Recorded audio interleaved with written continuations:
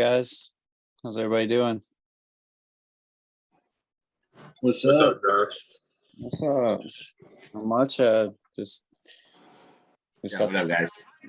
Give me like 2 minutes. I'll be back. all right.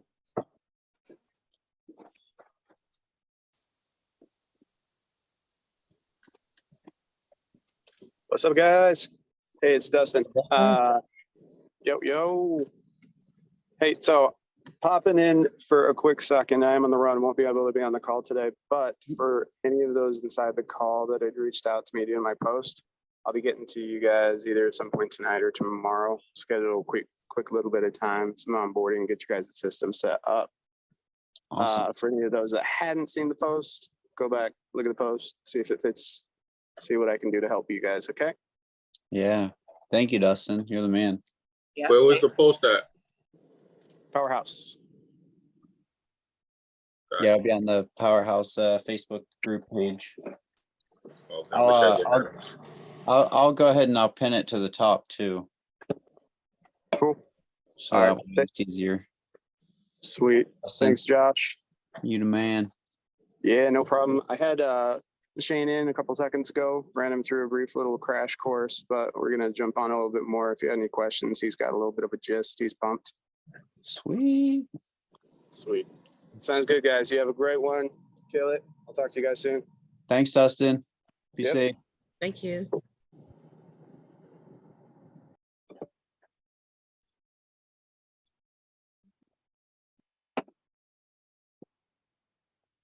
What's up, G's? What's up, Casey? Shit, grinding over here, you know? Rocking the dad hat, I see. It's your new look. What'd you say? Sorry, someone's asking me about my car I'm trying to sell. So you're rocking the dad hat, got your new look going on. You like that or what, bro? I'm trying to switch it up, you know? I got it. Oh, I like it. I got to rock a dad hat. I got a pinhead. Yeah. It works. Trying to get rid of this beast over here, dude. You see it? You got your background. You can't see anything. Damn. V6 or V4? There you go. Uh-oh. Was that an Accord?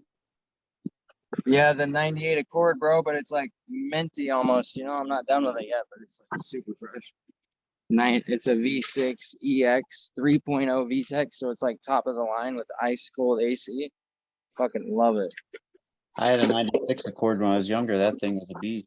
It ran forever. Yeah, I had a 95 EX. It was lovely. What's everyone doing though? Is Carlos not here? Yeah, he just stepped out he said be back here in just a couple minutes. No doubt. I just got on here myself. So I just got paperwork signed for got a contract signed, so that's ding, good. ding, ding, ding, ding, ding, ding. Yeah, pretty pumped Let's on go, that. boys. How's everybody doing? Good shit, Josh. What's up, Joel? What's How up, are you? Josh? How you doing? I'm doing good. Zach, Michael, who's all in here? Stan's in here. Hey, Josh, I want to ask you one question. Yes, sir. What do you think I'm better at? Direct to seller or direct to agent? What do you think is my avatar? I don't know. Where do you feel more comfortable? I'm not sure exactly. I know direct to agent and direct to broker is a little easier for me, but I also know direct to seller has more leads and deals. I'm just struggling to cold call. I say, this is what I used to do in situations like this. I'd flip a coin, and one side would be the one, and the other side would be the other one. And whatever it lands on, whatever you feel at that moment, that's the one you choose. Because if it's the one you want, then you'll go. If it's not, then you know that you should go with the other one. Yeah, I like that. But they're both good avenues. You just got to pick one. I love that, bro. I needed to hear that right now about this house in Iowa I'm closing on. I'm literally gonna flip a coin now. It did. It makes you make a decision without just go on your feeling. Mm-hmm. Yep. No, my gut One thing- intuition is telling me I should do it, so I'm gonna call it now. Whatever I flip is gonna make me do it. Yeah, it's Yeah. that gut intuition, man. Like Zach had something Where's good it here in coming the from? chat too. Count back from 5 type of thing. Yeah, yeah. Right. I love it. Yo, Yeah, what up, what up, what up? with this What up, the pre-foreclosures, I'm goat like, is here? yo, it's Oh, Steelers. yes. Ready to rock The and main roll. dog. How you guys doing? Chilling? Doing good, Carlos. Bought my first home today in Florida. Yee, ding, ding, ding, ding, ding, ding. Sunshine State, baby. Bro, like Fucking love you, Carlos. You're the goat, like bro. 8 in the morning over here. Closing a deal. I've been up since 5 getting it out here in Phoenix, bro. No, I'm up Slept at at the 7 same a.m. time. I'm up early, but I'm saying I was getting the deal done at 4. 'Cause, I mean, at 8 over here, it was what, 11 over there in Florida. It's nice. You should swap me for the night day. It was a foreclosure. There's a lot of foreclosures that are Hey, gonna be bro, happening. do all this, and when we come back, I'll give you Carlos, I'm happy about the foreclosures because what? I'm kind of What was struggling that? with foreclosures right now. I don't care. I got a foreclosure lead for us to call tonight in Florida. Sorry, Joe, I couldn't hear you. What were you saying? Yeah, so like I was struggling with foreclosure leads because like there's so many options to like tell them. I'm like, it's like first you had someone saying walk them to a loan mod, walk them through a forbearance program, or tell them about the FHA stuff, and then like personal loans and this and that. So it's like so much of confusion I'm getting. Like, how do you like approach these people properly? Because like they won't, the denial is so high on them. They do not want to sell right away until you like the going? last minute, till they completely like lose their options. The So, money like, up from, I'm hungry. what do you do? Gotta eat something. Yeah, so I don't know. For some reason, every time I jump on a free foreclosure call, they're pretty much open to talking to me. So I just know that I have somebody in my network who's like a pre-foreclosure specialist, and so if there's anything that I need, I'll ask him, and then I'll include him somehow in the deal or pay him a fee in there. But most scenarios, you're gonna ask them a few questions, right, about what's their situation. You might have to bring it up like that, right? But you could ask them, is there a mortgage? Is there any other debts in place, arrears, late payments, things like that? And you start to find out that there is, depending on the amount. There's always loan modifications. I have a buddy who his W-2 job is, he works in pre-foreclosure, so he's very educated. And so I'll sometimes ask him, hey, what questions do I need? And he has a few questions that we go over. I forgot them in order, or even if they have to be in order. But I just know that he asked if they're currently working, if they've heard of the COVID forbearance, what the auction date is, pre-foreclosure date, interest rate, what's the ARV, things like that. So then you can see, first off, is there any type of deal there, even if we help them out, either seller finance or cash. I guess it's really the ones I've worked on. I've worked 1, 2, bought 2 of them.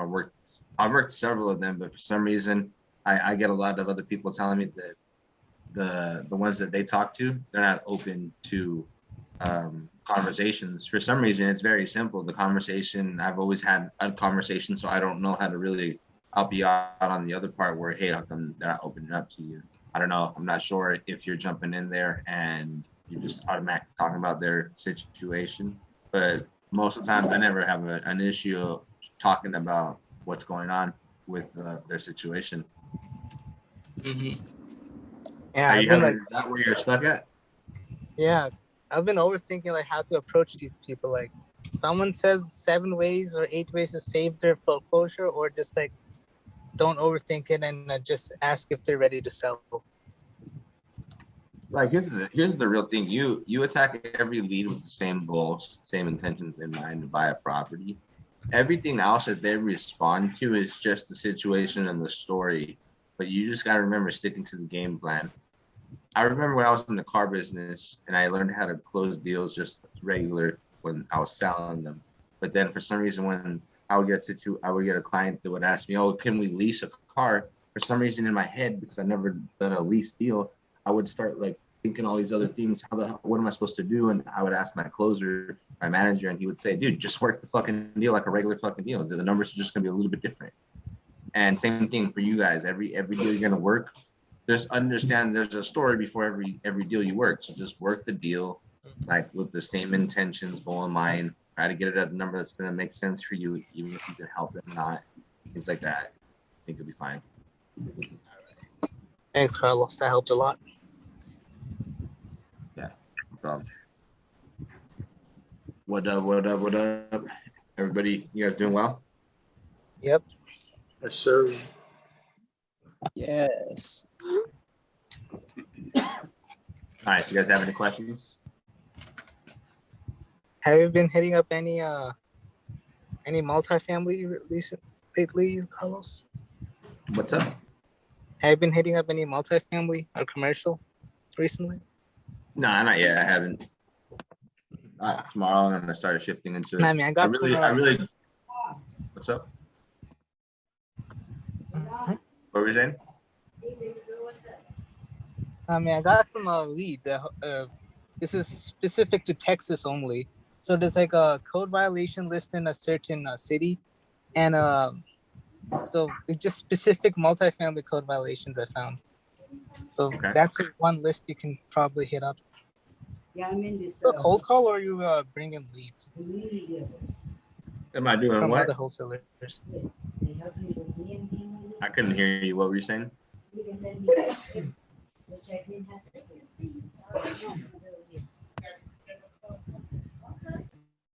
Did you hear me? No. Hello? Are you able to hear me? Yeah, I can hear you. It keeps lagging. I wonder if it's my internet. What was your question? I mean, are you hitting up leads like are you cold calling, or are you like getting from other wholesalers right now? Yeah, no, I'm not cold calling. I don't think I've cold called in a while. Pretty good strategy if you guys can get out there and become a good closer. You don't even have to cold call anymore. So I don't cold call. No, I just get all my opportunities from everybody else. The deal that I bought today that I negotiated came from a wholesaler who just had an opportunity, didn't know what to do from point A to point B. I came in and did point A to point B, and I purchased it and then paid him and paid a commission because there was a realtor involved. So I get all my deals that way. But I am now shifting everything next month into multifamily. So I'm going to start working with brokers and getting my own leads so I can have some good sources to work on. I've been seeing a lot of deals that come by, but a lot of wholesalers just grab things and they daisy chain things. And so I just want to make sure that when I'm looking at stuff that could be closer to a deal than a waste of time. You underwrite these deals, take an hour sometimes, hour and a half. Probably have to go through like 30 or 50 deals before you can get one, so they take a lot of time, and I just want to make sure that when I'm working with people that I'm getting actual deals that are not daisy chain and people charge hundreds of thousands on top, just like on everything else. We looked at a deal that was like crazy overpriced the other day, and I was like, oh man, once I get into the actual action of focusing everything in multifamily, it'll be way easier for me, just like how it is in single family. Once I start putting myself in motion in multifamily, the same thing is going to happen. I'm going to start running into a whole bunch of multifamily deals. It'll be a lot easier. I want to welcome Yoli to the group. Welcome. She's got some pretty good questions. She was asking me a few, and I invited her into the group so she could come here and ask some questions, and if maybe do some role playing and stuff and see what she could learn as well and bring to the group. But she's out there in California as well. I'll let you introduce yourself, Yoli, if you want. I think you're on mute. Okay, hi, can you guys hear me? Yep. Okay, thank you, yes. What yes. up? Welcome. Hi. Thank How you are for you? having me. Well, it's been a long journey. I started last year in April. And flying solo the whole way. And last month I said, that's it, I'm giving it up. just a lot of cold calling, a lot of rejections, a lot of no's. And then once I got a hand up, a yes, okay, where's your EMD? Where's your bank statements? Where's this? Where's that? Oh my Lord. So I said, I almost gave it up. And then, I found the challenge, the elephant challenge. And it just kind of woke me up and got me excited again. And now I actually have people behind me that can help me. And so I'm back on my journey for financial freedom. So last year I met a cash buyer. He gave me his buy price. He said, Yoli, when you get anything, just call me. We'll go over it. Okay. So I found him. There's 5 houses that are in pre-foreclosure. Plenty of time for an ovation. This guy doesn't do novations. He's a cash buyer. He said, bring them to me. I will look at them. I will make them an offer. You put your assignment fee on top of it, whatever you're going to do with it. I'm going to give you the offer. You do what you're going to do with it as far as the wholesale fee. So this guy's got money. He's, from what I see, I think he's got deep pockets. I got 5 of them. These are $1 million homes in San Diego. So I'm going to give them one by one. Here's the thing. I don't have any bank statements. I have nothing to show when I submit these to the agents. I want to be prepared. So I need help with these. He's willing to buy. He's got money. I got 5 of them already for him to make offers on. So I need help in this respect. Do you think if you asked him if he would provide you with a proof of funds? Just be like, ask him, be like, hey, these agents want proof of funds to show that, we have, there's funds to back it, I did ask. I didn't ask him directly when we spoke, but I sent him a text message and I said, hey, these homes they're in trouble. They're going to be lost. They're in trouble. They owe too much money. They're going to die. And I said, I don't have any proof of funds. Can you provide me proof of funds? I need hardcore proof, not just a letter. I need them to see your bank statements. Are you willing to, share that with me? So I tossed it out to him. So if he says no answer yet. No answer yet. I'm gonna call him after this call. I'm gonna say, hey, they're ready. You're ready. This is what I need from you. You need this from me. I need this from you. He wants the payoff statements, what they are behind, any liens, structure damage. Everything he needs to know about this place. He wants to. Oh, I'm gonna give that to you. Okay, I'm gonna give that to you. What I need from you. This is what I need from you in order to make this happen. Yeah, and that makes perfect sense. See, that's what I did with my buyer. I had found a buyer, and then he had given me his proof of funds. Okay. And then I asked him if I could use, I'm looking for other deals for him, and I asked him if I could use his proof of funds to put in offers on those deals. Okay. And he told me yes. And he had just recently, I even texted him and said I needed an updated one. He went and got me an updated one too. Okay, now this is my question. Okay, so he gives me his proof of funds, and then they need hardcore. They're not going to need that bank statement. The problem is my name is not on this bank statement. So this is where my mind is kind of. Well, I mean, it's you can just say that that's your lender, Okay. Okay. You got suggestions on that one, Carlos or Ben? Hey, how's it going, guys? My name is Eliel. Just wanted to share something on like what she was asking. With a lot of people, I actually bought a house, and my sister, she paid the down payment, and I used her bank statement. But a lot of the people or the realtors or the titles, what they're actually just putting it as a gift, name doesn't necessarily have to be on the statements. You're just stating that he's gift.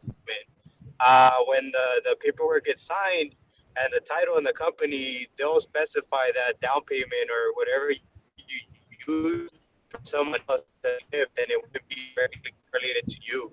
As long as you have proof and paperwork that they're allowing you to use that, you should be fine, and then there shouldn't be any issues. Down payment for you. Not necessarily that you're not receiving that, but that's how they see it, as a gift. Okay. Okay, so when I speak to these real estate agents, there's I don't know. First of all, let me ask you, the real estate agent that I want to use, I can't use her for my listing, but I can use her as my buyer's agent. Can I do that? I believe so. I think, Carlos, you might be able to fill on this, but wouldn't that be considered like as a dual agency? Yeah. Yeah, Okay. you can use the listing agent to also be the buyer's agent. If she has a listing and you decide you want to buy it, you're walking up to be the buyer, so she's gonna pick up the buyer's agent commission Okay. as well. But the benefits, you let them know, hey, I'm a buyer. I'll have you represent me since I'm not coming in represented. So then you pick up the other commission. You kind of you get some brownie points, you know. Okay. Yeah. Another thing You is know, that's a good idea. That way she can bring me more deals. Right. right, yeah, 100%. A lot of it too is finding the right realtor that's just going to be open to working with you, an investor-friendly person, right? You're an investor yourself. There are going to be a lot of investors who may not like working with you, and that's okay. There's a lot of them out there. So one thing to make things easier for people who are doing agent outreach is let them know kind of your business. Like, what's your strategy here? Hey, I'm an investor. I do creative finance. I also wholesale. We do cash, things like that, right? You let them know what you're trying to do. Hey, yeah, I am going to be putting in a lot of offers with you throughout the month. They're obviously not going to be at the market price because I'm not a homeowner that's going to move in there. So I'm not going to pay full price. I just need to make some money. But, you know, if I shoot you some offers, you submit them for me, you know, I'm looking to get 2 to 4 homes a month with you instead of getting one home every 20, 30 years. Okay. And so you kind of game plan them, and then they decide if they want to work with you or not on that part, you know. And they say, yeah, they're ready to rock with you. That's now you have somebody comfortably who knows what you're trying to do, and you don't have to hide things. Like people, I know most wholesalers, they have to hide things. Like, oh, I'm so scared of it. Who cares? The thing is, a lot of it goes off of your confidence. I get it asked all the time.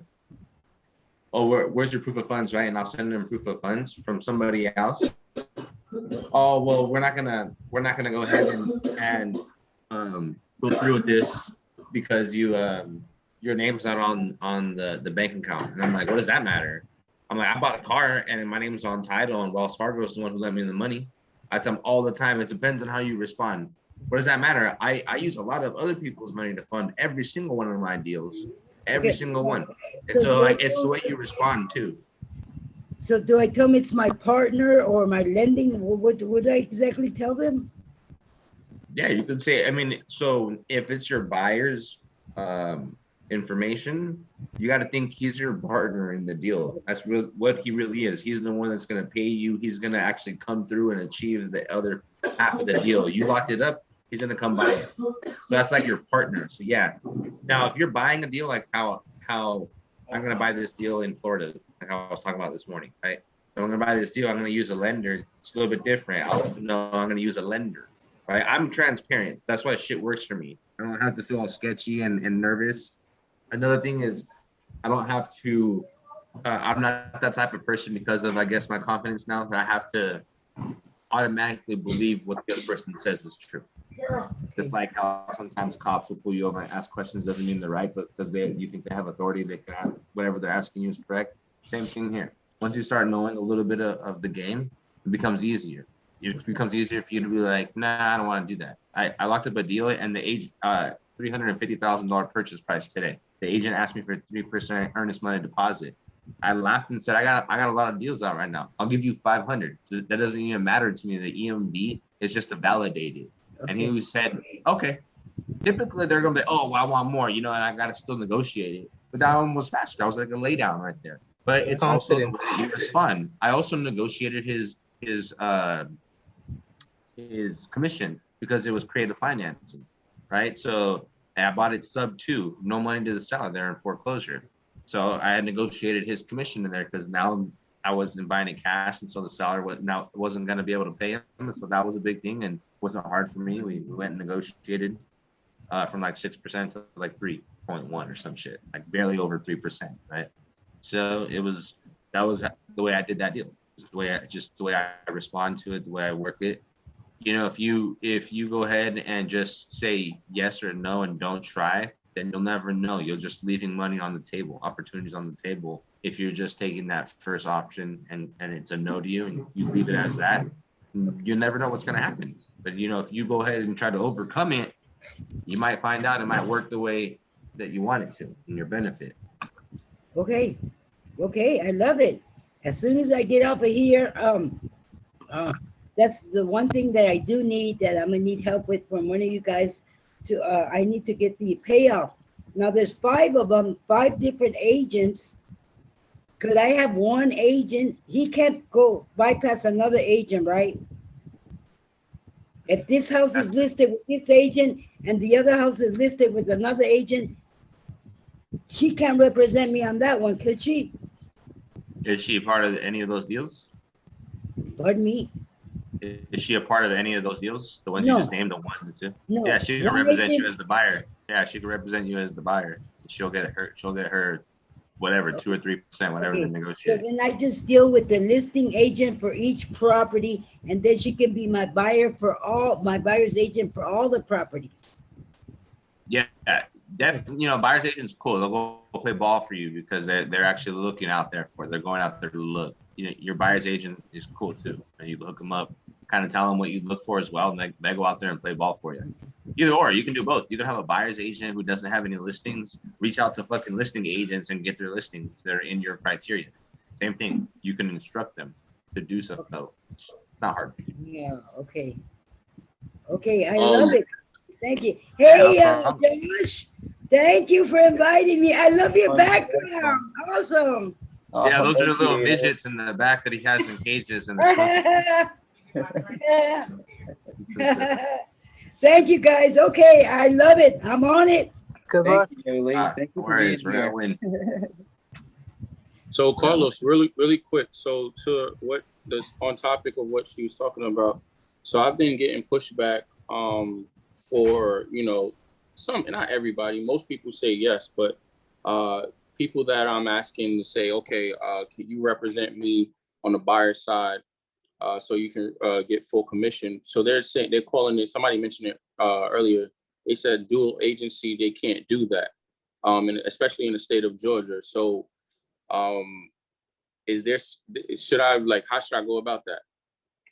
Well, that's just one thing. If that is the true rule, if you go and look for it and figure that out and find it out that that's true, then you can't overcome that, right?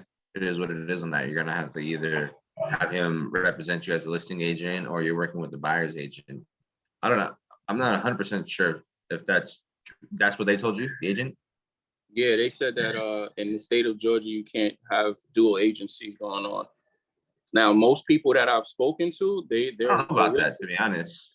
Let me tell you something. You could That's do the broker thing. yeah, you could ask him if somebody from his team could take over could write The the deal, offer and between play them, with and them. they realize how they do it. Because I do it like that with I'm in Florida. We can do dual agency here, but I have deals with I just give it to another broker, another agent, and then they reimburse me the commission. Just someone- There's no dual agency in Florida. No. Oh, No, really? you- Okay, you- so you it could- could be, you- the you- Georgia could be the same. Yeah, you have to make them sign a paperwork, but you Yeah. could represent both sides of the deal. What my accountability partner does, he finds investor-friendly buyer agents. And so that he's been getting a lot of luck with because the listing agents don't always submit that offer.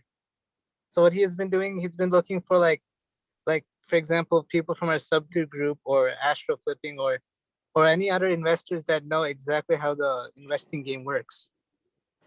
So then he just asks them to submit the offer and they usually will do it. And they also help with comps and everything on that line.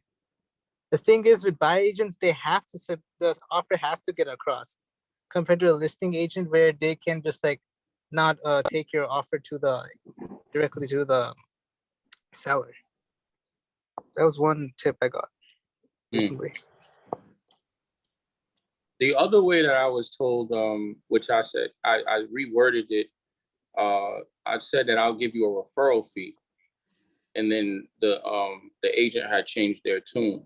So maybe that is best. Yeah, 100%. No. That's Yeah, they're good. gonna want to get commissions, Don't want to use the word fee or like referral fee or shit like that. You're just gonna lose your own opportunities, right? Just say they're commissions. You don't have to say the exact fucking amount. You don't have to match the goddamn amount, but you can come to like today. I negotiated a little bit, he negotiated, and then I still countered it. It was just like fucking if I was working a deal, right?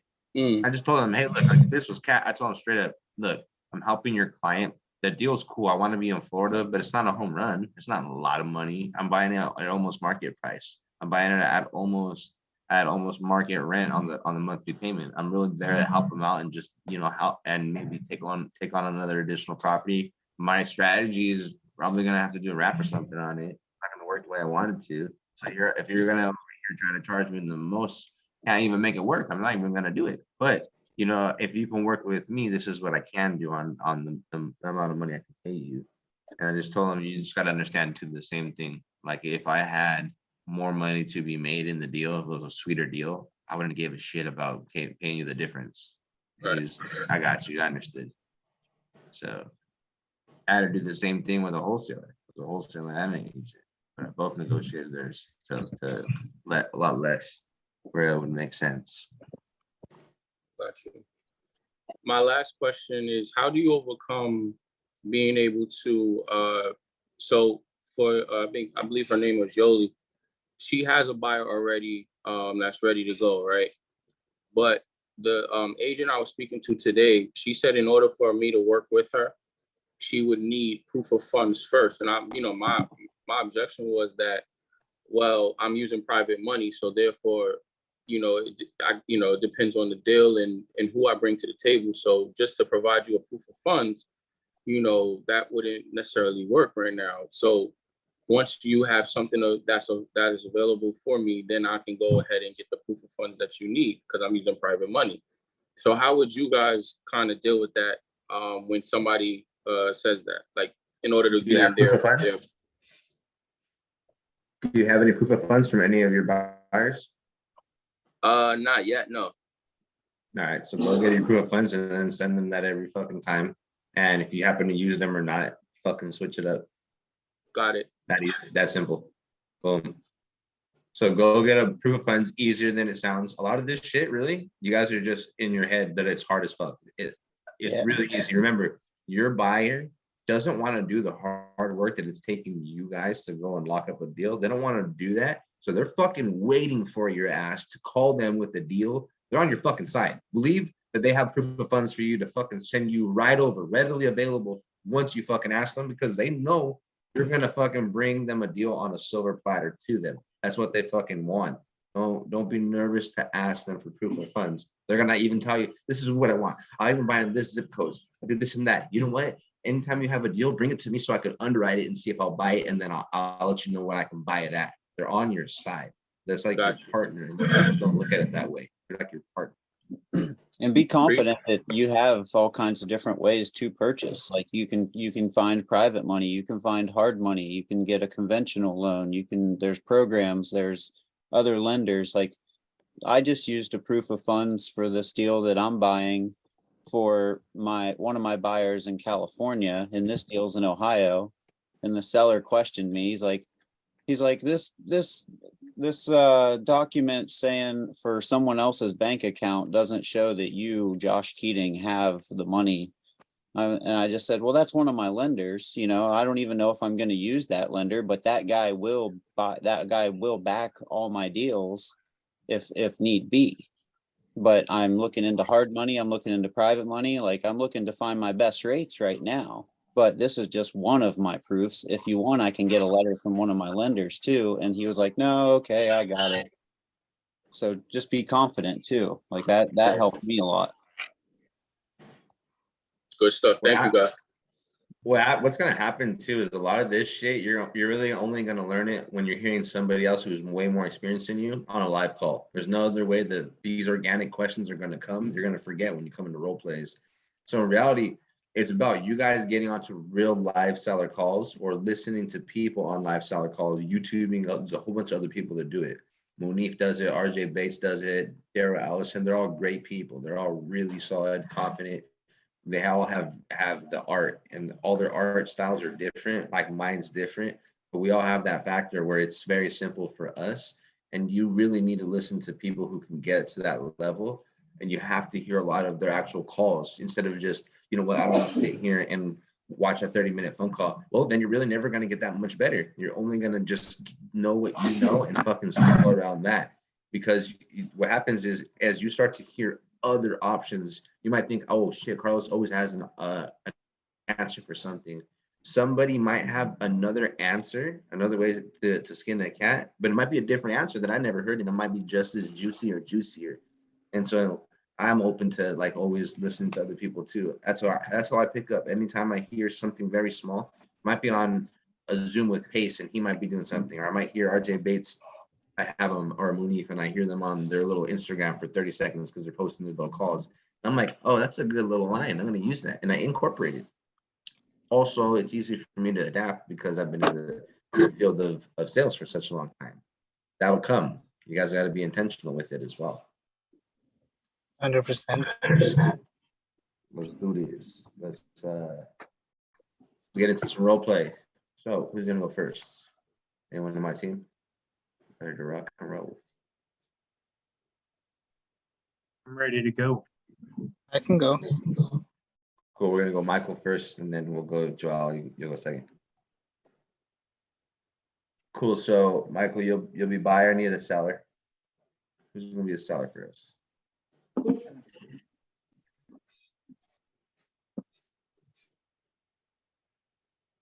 right, Michael, you're gonna be the seller and the buyer. Let's get it, dude. Just Ring, ring. there you go. Let's see, guys. Who's gonna be the seller? Somebody jump up, please, and thank you. Oh, Zach, look at you, my man. I love this guy. You can call me anytime. Perfect. I read that. Perfect timing. All right. Yeah, Zach, I just don't want to cut in. Cool. I appreciate you, man. Definitely going to use it a whole bunch of times and want to see you be a buyer as well. What's up, little guys? Okay, go ahead. Cool. You'll be a seller. So you're going to work with Michael, Zach. Same thing. You guys remember the ARV, 500 grand? Okay, yeah, let me write this down. Cool. Yeah, so Zach, you're just to be the seller. You you just create a story. You just know ARV is 500 grand, more or less. You can tell him what you want, more or less of 500 grand. All right. All right, we'll go on mute. You guys go. Ring, ring. Hello. Hey, is this Zachary? This is Zachary. Hi, Zachary. My name is Michael. I'm reaching out about your property on 123 Main Street. I was just calling to see if you're interested in selling that property. Hello, Michael. Yeah, I am. It's a rental. Actually headed out there to fix it up. Okay. Is it occupied or vacant? It's vacant. Gotcha. And what's going on with it? Is it did the last tenants leave it in a bad condition, good condition? Yeah, it's kind of beat up. It has a little bit of drywall repair that I'm going to fix to get it to rent. And then plan on renting it out again. Okay. Oh, so you're just planning on renting it out again? Yeah. Okay. Would you be interested in a cash offer? It depends on the cash offer. Okay. Well, let me get a little more information. I just have a few questions about the property. Like the main things I like to look at is the roof. How old is the roof? The roof is 10 years old. Okay. And the electrical and plumbing, how's that doing? Electrical and plumbing's okay. It's original. Okay. And what about the, is there an HVAC system? Yes. There's, okay, and is it, how old is that? It's about 30 years old. Okay, and then one of the last things I like to ask about is the water heater. The water heater, same. Hey. Same. Okay, Hey, okay, I'm sorry.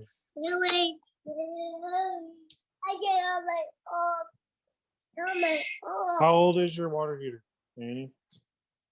Is that the question? yeah, The water heater, it's 10 years old. I Okay. replaced right before my last renters. They were in there for 10 years. okay, gotcha. So let me take a look here.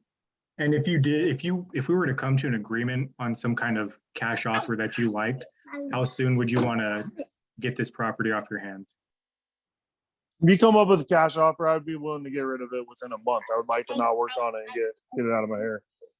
Okay, so about a month's time. Okay. No problem. So it needs some work. Sounds like it needs a little bit of stuff done to it. You were saying some drywall work. Is there any more interior stuff that I should be aware about? Just paint a new carpet and flooring, so a rental Okay. rehab, you know. Gotcha. Okay. Okay. No problem. And then if you liked the cash offer, you'd want to sell in about a month's time. But it sounds like you're also okay with renting it out, putting a little money into it and renting it out as well. Yeah, I don't know, you know. That's what I'm gonna do because that feels like my only option. Okay. Gotcha. Well, if you were to sell it, what price would you want for it? If I were to sell it, I would want about cost, let's see here, for new paint and drywall fix, you know, like probably $7,000. So I see that Zillow says my property is worth 500K. So I'm looking at 493. You'd want 493 for it? Yeah, you know, 'cause that's what Zillow says it's renting or Gotcha. selling for. Gotcha. Okay. Yeah, Zillow's a good reference. I tend to be a little hesitant of it because they lost $1 billion last year. I like to think if anyone lost $1 billion, I wouldn't trust them too much with numbers. But that's just my personal opinion. It How's is a good that? Say it again. How's that? They lost $1 How'd they billion. lose $1 billion? They bought a bunch of properties and then weren't able to resell them. Okay, Yeah. because their They- ARV is off. Yep. So they started buying up a bunch of properties over retail value and thinking that they could drive the prices of houses up. And it didn't work out for them too well. And they ended up losing money on that end, at least on paper anyway. But yeah, so that 493, that's probably going to be a little too close to retail considering all the work that I would want to put into it. So I'm probably not going to be a cash buyer at that price. Like you said, Okay. you probably rent it out anyways, so you've got Yeah. a pretty good deal there. Would you ever consider going with a realtor? A realtor? No, I'm not really into that. No, yeah, you know what? I like to use it when I'm selling, but yeah, I feel you on that one. Okay, well, yeah, I'm probably not going to be a good cash fit for this, but we do buy properties in other ways. Would you consider maybe a different option, maybe some kind of payment over time option? Payment over time? Right. What does that mean? So like you're saying you'd like to turn it into a rental. It's the same kind of concept except for you collect the money every month, but you no longer have to worry about the tenants or the property or anything. We just pay you monthly and maybe give you some kind of down payment that you would want. Does that sound something you'd be interested in? So you're gonna pay me monthly and give me a down payment? Right, So yeah. what's that look like? Like first and last month, and then you start paying me monthly, my rents? Well, we would rent it out for sure. We would take care of it. The down payment depends on what you're looking at. what would get you motivated to take up these kind of terms? And then, yeah, so my only thing that I look for when I'm trying to do a seller finance deal is I want to cash flow monthly.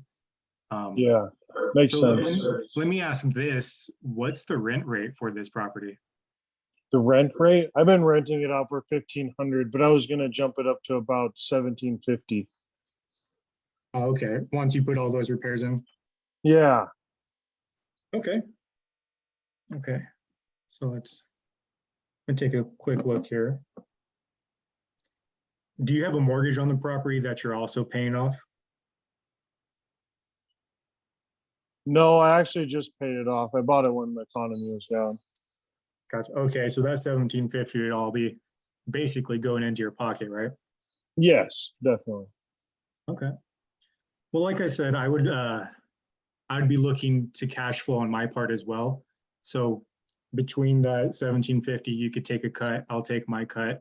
I also I'd probably put a property manager in there, so I'd have to account for that. But is that something you'd be interested in?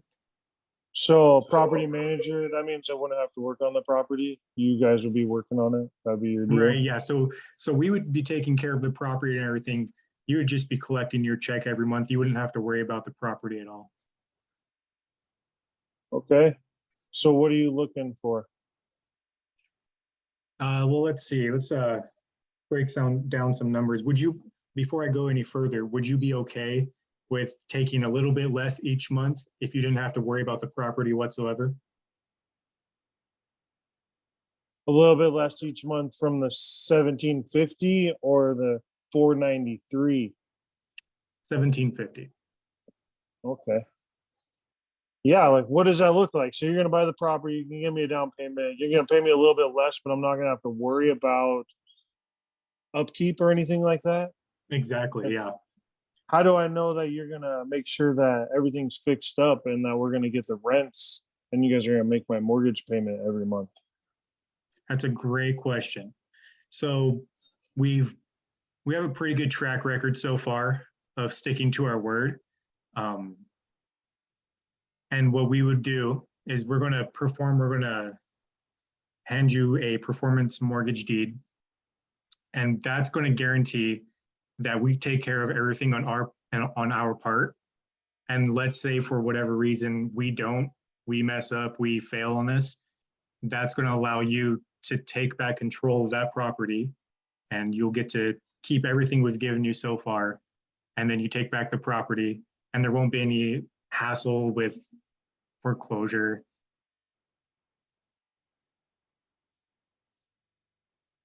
You'd keep all the down payments, everything that we worked onto the house.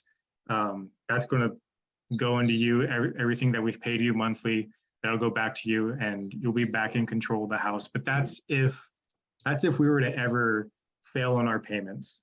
Yeah. So I don't expect to do it. So what's your track record look like? How many properties do you have? We've got about 100 properties under our belt right now. And I personally would love to get another 200 under my belt before year end. Things have been picking up, so we're looking like we're going to hit that goal. But I'm also not in a rush either. Okay. Yeah. Oh, So go ahead. Yeah, what's the payments like? How does this all work? Right. So let's say we come in, we fix it up for that rental rate to get to 1,750. I'm going to put a bit aside for property management, maintenance fees, vacancy fees, and all that. I usually like to put aside 20% to cover all that, just so that, because there's going to be a vacancy once in a while, there's going to be stuff that breaks. I want to be able to cover it and make sure that the house is in its best condition. So I take 20% from that 1,750. That leaves me with about 1,400. And personally, I like to cash flow anywhere between 400 to 500 a month. So let's say I took that 400 and then that other 1,000 went to you every month. We could do something like that. And that would be $1,000 of just chilling. checking your deposit every month on the first, you get that $1,000, then you go buy your wife a new purse or something. What if the rents raise from that 1750? What if you guys fix it up and That's a great question, actually. So would you be okay? So if the rents do raise, that also means that I would have to cover, let's say, let me pencil this out. I like that question. because I really used to get 1500, I don't really want to fix it up. I'm okay with 1500 if I Yeah. could just not deal with the property. You're saying about 1,000. I think if you fix it up, and you put about probably 10 to 20K by the time you're done to get the rental rates, you could probably get 2,100. But I was Mhm. just gonna patch the drywall and not fix the flooring. So like I Okay. said, I was only gonna put about 5K into it. Okay. Well, let's say this. So let's say right now, say we get it to the 1750 mark and I cash flow my 400, you cash flow your 1,000. As long as I can get that 400, then I'd be okay with that. But let's say that I can get it up to 2,100 a month. Whatever that difference is, would you be willing to split that 50-50? Oh, a 50-50 split. Yeah. So I think if we got up to the rents, I'd be okay with 1,200 and you making 500. If we could get up to I think I said 2,100. Yeah. Okay. Okay. Yeah, I'd be okay with that. So you said Alright. you'll give me first last month, and I think I want to also a damage deposit. I like the wanna- 20% that you're saying. Okay. 20% of maybe 4 rents. So I probably would like 4 rents. So Okay. first, last, and then 2 other rents just to cover if there's any damage, why you guys have to fix it before you give it back to me. Gotcha. I see what you're saying. Okay. So the way I was thinking was I was actually thinking we give you some kind of down payment. But if you would prefer to do first and last month's rent, because technically we're taking over the property and we're putting Yeah. someone else paying in there, we're gonna be taking care of it. Yeah, okay. If you would prefer a first and last month kind of deal and then some kind of damage deposit, I think we could work something out. Okay, so 2, 4, 6. Would you like to do it we can do it at the regular rents. The one Okay. that I think we'll go with the 1750 is what I was thinking, so we can do it at those Okay. rents. Gotcha. Okay. Do you have a calculator on you? I do have a calculator on me. What does that come up with? So if we did the first and last month rent, and then what else did you say? Remind me again. And then 2 more months worth for damage deposits while you guys fix it up if you have to give it back to me. Gotcha. Okay, so that would pencil out to $7,000 up front. Is that something you're willing to do? I think that's doable. Okay. Okay. And then so the purchase price, because you were pretty solid in that 493, Yes. that's not a problem with me if we can get to carry it for a while. How does that sound for you? Yeah, that's fine. Okay. So if this all sounds good for you, what would be our next steps? Well, I would just like to see it on paper showing that once the rents get up, that you guys are only going to be taking your 500, and then after that, we'll be splitting anything that adds value. Okay, sounds good. I can write this all up in a contract and email it over to you if you'd like. How long would you like this loan to be for? Let's see here. So if we set the purchase price at your 493, and then what I want to do is that first month, last month, and then the 2 extra damage months, is since that's going to be our deposit or down payment, I want to subtract that from there. Is that okay? Yeah, yes. Okay.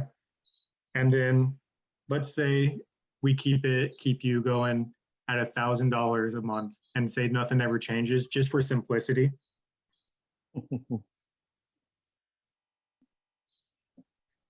We're looking at 40 years, 40 and a half years. How does that sound to you? $1,000 a month for 40 and a half years. Yep.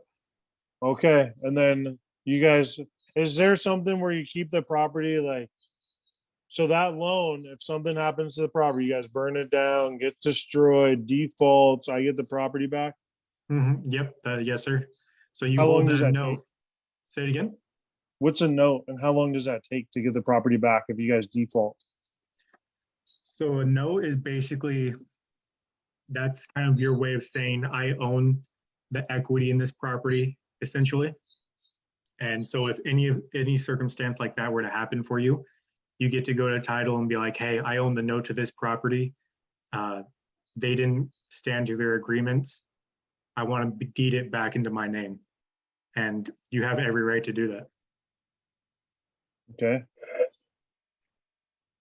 Yeah. Does that sound all good for you? So can you recap, please? I sure can. So if we're purchasing this property at 493,000, like you said, there is some cosmetic works, but I'm going to overlook that because you're going to allow me to carry that. You're going to carry the property for me, or the equity for me. So if we can get it up to the 1750, which we will, get it up to the 1750 a month, you're going to be cash flowing $1,000 just to collect that check every month. I'll be able to put some money aside for all my expenses and then cash flow a little on my side. I'm gonna give you a $7,000 down just for a deposit to make sure that if anything were to happen and you get the property back, you still have a chunk of change in your pocket to take care of it. And then we're gonna carry that out for 40 and a half years. Yeah, I'm okay with that. All right, awesome. I'm gonna write this all up in an email. Can you text me over that email of yours so I can send it over? Yeah, definitely. Awesome. Thank you so much, Zachary. And I'll probably have my transaction coordinator connect with you to carry you through with title, okay? Perfect. Thank Good you so job. much, Zach. I'll send that over shortly, okay? Awesome. All right, bye, Zach. Jesus Boy, Christ. don't play. That boy don't play. Jesus. That was a good job. Thank you. You got me on that. What if the rents go up? I was like, oh shit. What if they do go up? Did you know how I became the seller or the buyer? Wait, the seller? I was just asking all the questions that I don't know the answers to. So, like, I was just. I figured that because it sounded like Annisville has literally all the questions that are legitimately like questions for sellers, you know? Good shit though. You guys know what's up. And you see how Michael didn't really know, but he caught himself and this is part of the game. You catch yourself and go. You did a fucking great job, first off, man. Really, really good job of what you did. It's exciting to see that. I like seeing the progress from everybody in here. I know that the Powerhouse is going to have a name of strong closers because to see you guys everybody's performance has already leveled up from when you guys all first started. Perfect. I see you guys use a lot of the same lines. It all works, right? Proof is in the pudding. Shit works. You did a really good job, Michael. You got that. You have an opportunity to keep increasing your skills in acquisitions, and soon here you're going to tap into the art. I think you might have even gotten close to tapping in already, learning how to story tell and maneuver through it and adjust with them. And even how you said, what if, the rents go up, and you said, well, let's keep it at that. And then let's split the difference. So you're already going to keep $400 or whatever. But he said he first went in there. If you heard him, and said, I saved 20. So he snuck in 20% first and then said, let me get my whole fee of $400. Usually you can be cool 400 or 500 and then take 20% from the 400 or 500 and then cash flow like, $300 or whatever. But he said, hey, and then usually what I do is I take 20% and then I put that away. He took 20% of the full amount of 1,700. And then he said, and then I want to make $400 or $500. See that? So he really was bringing in like $700. Good move, guy. Good move. Yeah, it is recorded though. Good shit. I'm excited, bro. Soon we're gonna have, in like a couple months, we're gonna have to go battle the sub 2 students, bro. Those guys are legit. Don't worry. We got it. I'm ready to get on this level soon. Did you just set us up, Carl? Best closers for sure. I talked to a lot of other mentorship students, and I probably like all in. They got some good people. Sub 2 got like the most good people probably I know though. I know that Steve Train got good closers. Powerhouse is gonna build fucking solid ass closers. The people who compete, I'll put my money on shit like that. I know a lot of people who just are not that good. And whoever they learn from are just, pretty average and they still get the job done. It is what it is.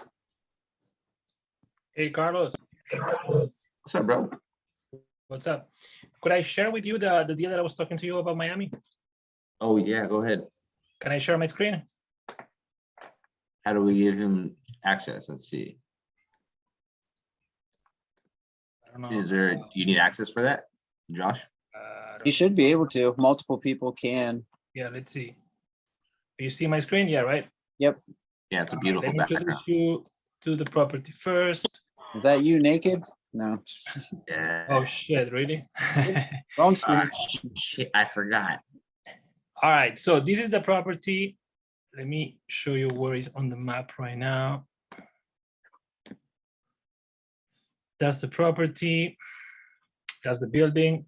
It will be on the 4th floor. It will be the property laying on this side.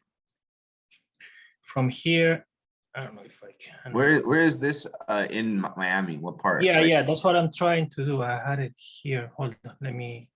I have like the same. Usually my I have a links thing are like here. that. Like I have like 100 links open usually all the time. I know, but I have this thing that I don't know how to hide it. The zoom. Ah, there you go. Move it to the side. There you go. Let me see if I can use the Zillow. Yeah. Let me see. You guys are working in Florida or Miami. Yeah, I got you guys. He's licensed out there, willing to work creative finance deals. I've used them out there. Let's see if we can work a deal right now.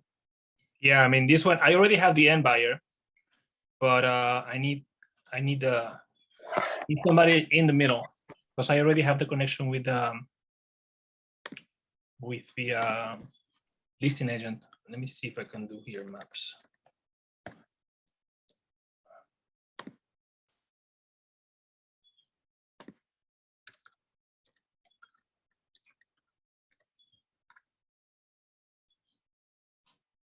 All right, so that's the building right here, and that's Miami Beach right here. This is North Miami Beach. If you wanna the Miami Beach that is famous, South Miami, South Beach, that'll be here. Yeah. Gotcha. So this is North Miami Beach.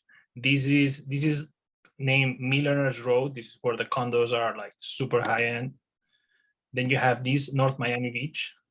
And then you have Sunny Isles, which is over here. There's Sunny Isles. This is like billionaires and millionaires. The Porsche Tower is there and everything. So you're like in between that.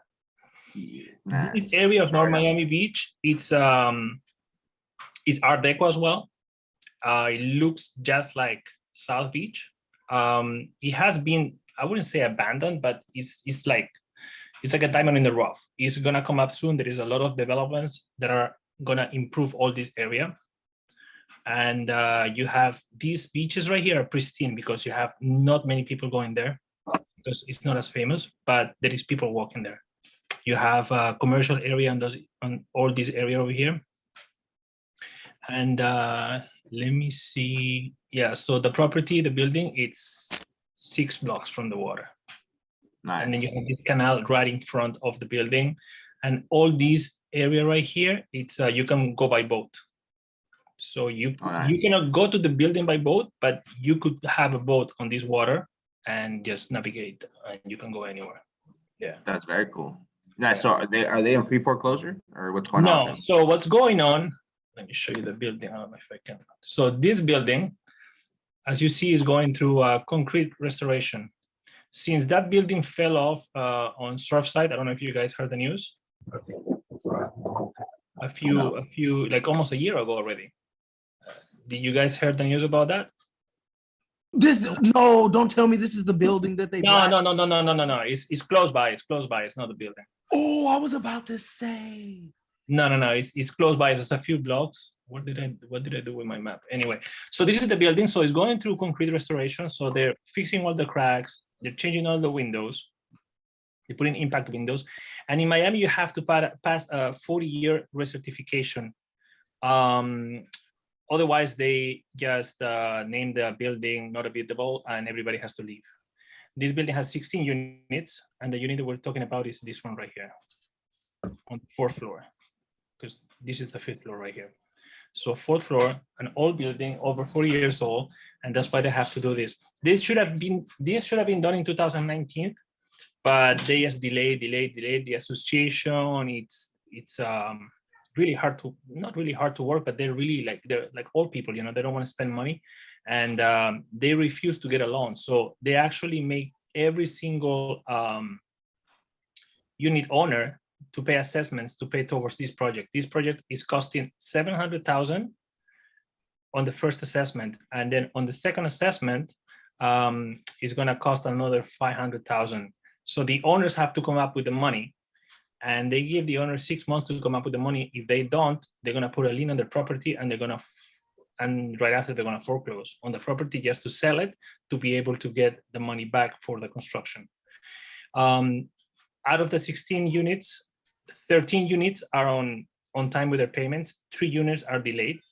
2 of those units are on agreements with the association, and the 1 unit that we're talking about has no agreements. The unit is vacant and they want to sell it. So let me show you the assessments. All right, so this is the assessment that was that's from yesterday. All right, this is the first assessment from December 2020. Unit 401 needed to pay $47,000.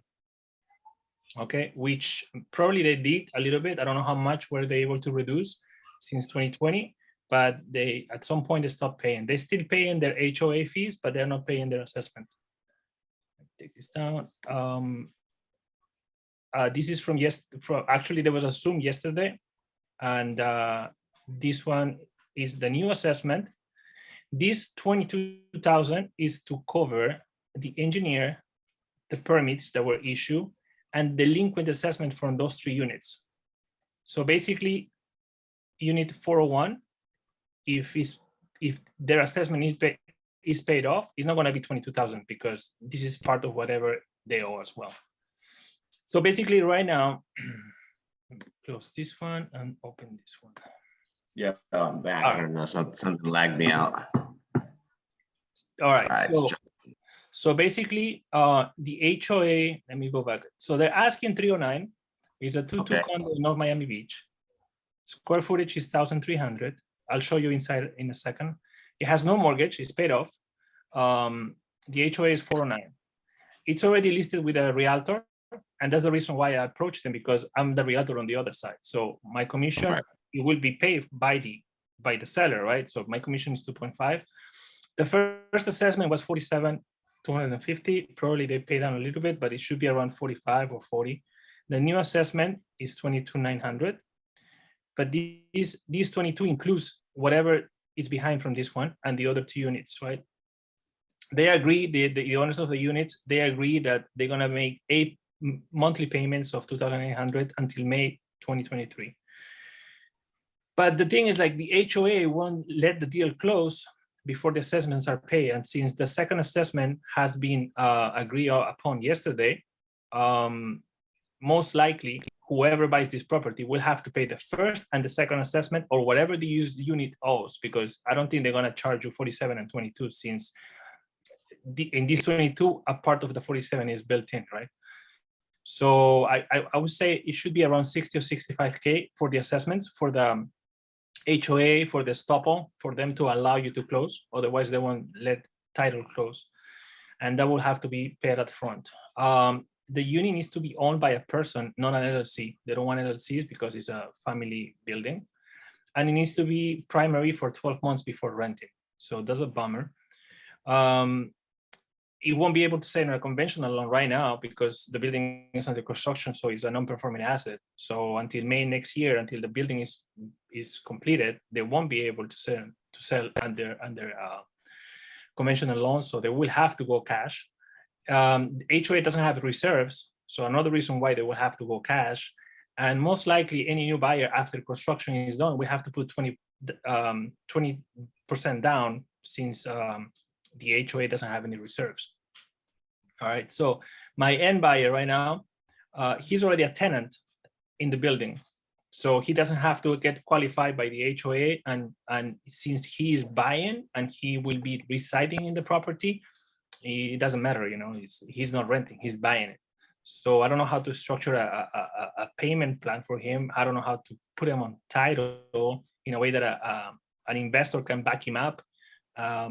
He told me that he can come up with 20,000, like right now, like tomorrow, but that will have to close. That will have to include his earnest money and the closing money. All right. Then he could pay the 20% of the 309,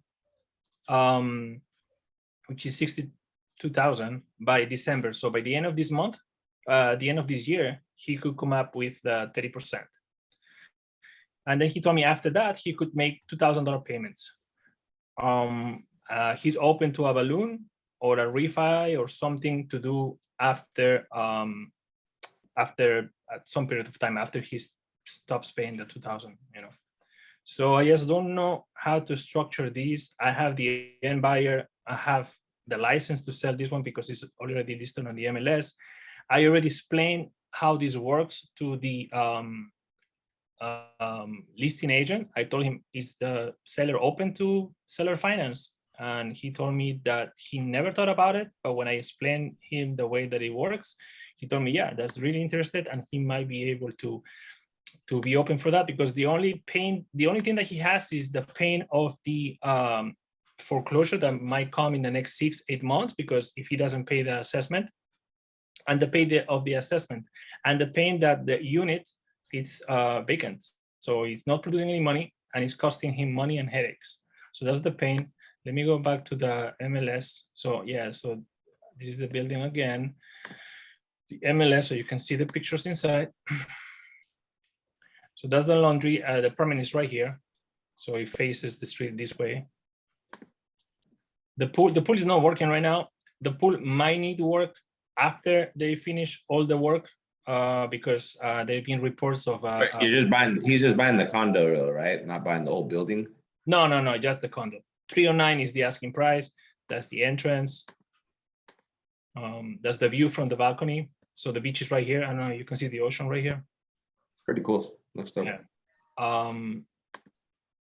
That's at night. So as I said, this neighborhood is Art Deco. There is only a few buildings like this, but I'm pretty sure it's gonna start coming up and up because a lot of people are moving here and there is a lot of construction going on. These are high rises over here. So South Beach is this way.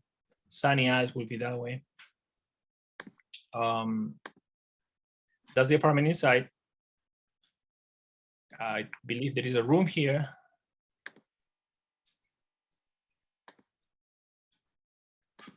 Looks like it's been renewed 10 years ago or something.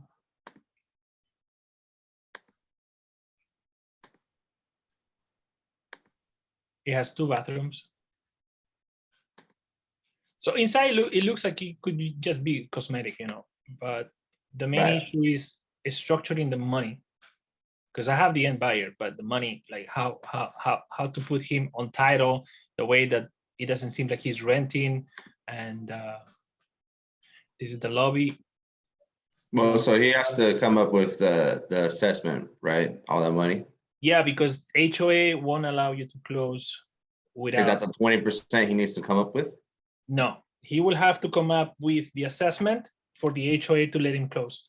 Let me put back my screen. So is he even able to come up with the assessment? No, he only has 20K. He told me by December, he can come up with this money. Yeah, but that's only 20% to the seller, not the 60. So he's gonna really need 120 grand to get into this deal, right? Yeah, but really, does it make sense to spend 120 to order property that is 309? I mean, it doesn't make sense. So that's the thing. It's since you have a buyer, your buyer has to be able to work with the terms, or you just try to negotiate the terms a little bit better.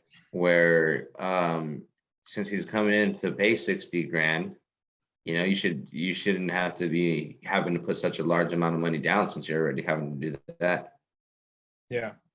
So basically, what he is looking, or what I would like to find him, it's an investor that is willing to put this money into the deal. So this money will take the problem away from the current owner because the assessment will be paid. Title will be transferred to this guy. And then this guy will come up with this amount of money by December, but this guy has to pay the investor, whatever the investor, like, I don't know how much an investor will take from him, you know. And then title will go under him, and the investor will take first position on the note. No, not first position, because the seller is going to be in first position. The seller is still. Yeah, there you go. So seller will be in first position, and then he needs somebody to be on So second. you want him to, okay, so you want to help him find a lender, right, to get this done? Yeah, I mean, either whatever way you think. I know this is a puzzle, but I already have two parts. You know, I have the listing and I have. No, it could be end buyer. possible. Just it depends on how your end buyer, how he's going to be able to pay the lender back in a time Yeah. frame, right? So what either you're going to have to do with him or he's going to do on his own is start looking for lenders. They're not hard. I'll explain how to find them. But what's Okay. going to happen is you're going to have a lender in there, and you're going to need to let them know that, hey, this is the amount of money I'm going to need to do this, to close on it. And he's going to come up with his own 20%. So he doesn't have to ask for that, but you can get a lender in there for, let's say, 65,000. He just has to negotiate a term with them. I don't know how long you can borrow the money for. You're going to have to figure that out, because I don't know exactly which lender you're going to speak to. Mm-hmm. But you could definitely get that to work. So to find a lender, it's not hard. Anybody that you know that owns a business, maybe it has some money, maybe an agent that's doing well, has money saved up, a broker, car salesman, doctor, anybody that you really know. Literally, those people have money, a lot of them. All you do is just reach out to them and see if they like to invest in real estate indirectly. And you know that if they have some funds that they want to invest, that you can get them a double-digit return backed up by real estate. And you know, you could be surprised how much money will be open to you.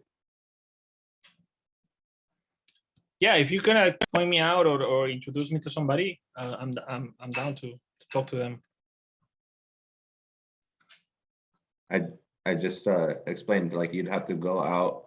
I can connect you with one person who's pretty much connected to a lot of cash, so that'll help you out. But just for the near future, for yourself or for your buyer, it's easy. Literally, ask your friends. Don't be nervous. If they see you making moves, and people are watching you, no matter if they say anything to you.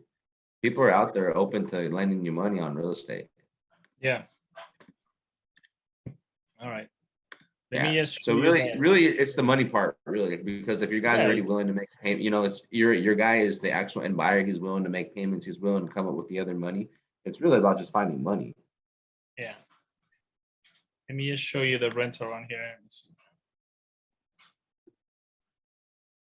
Yeah, 23 is the rent. 27, 28.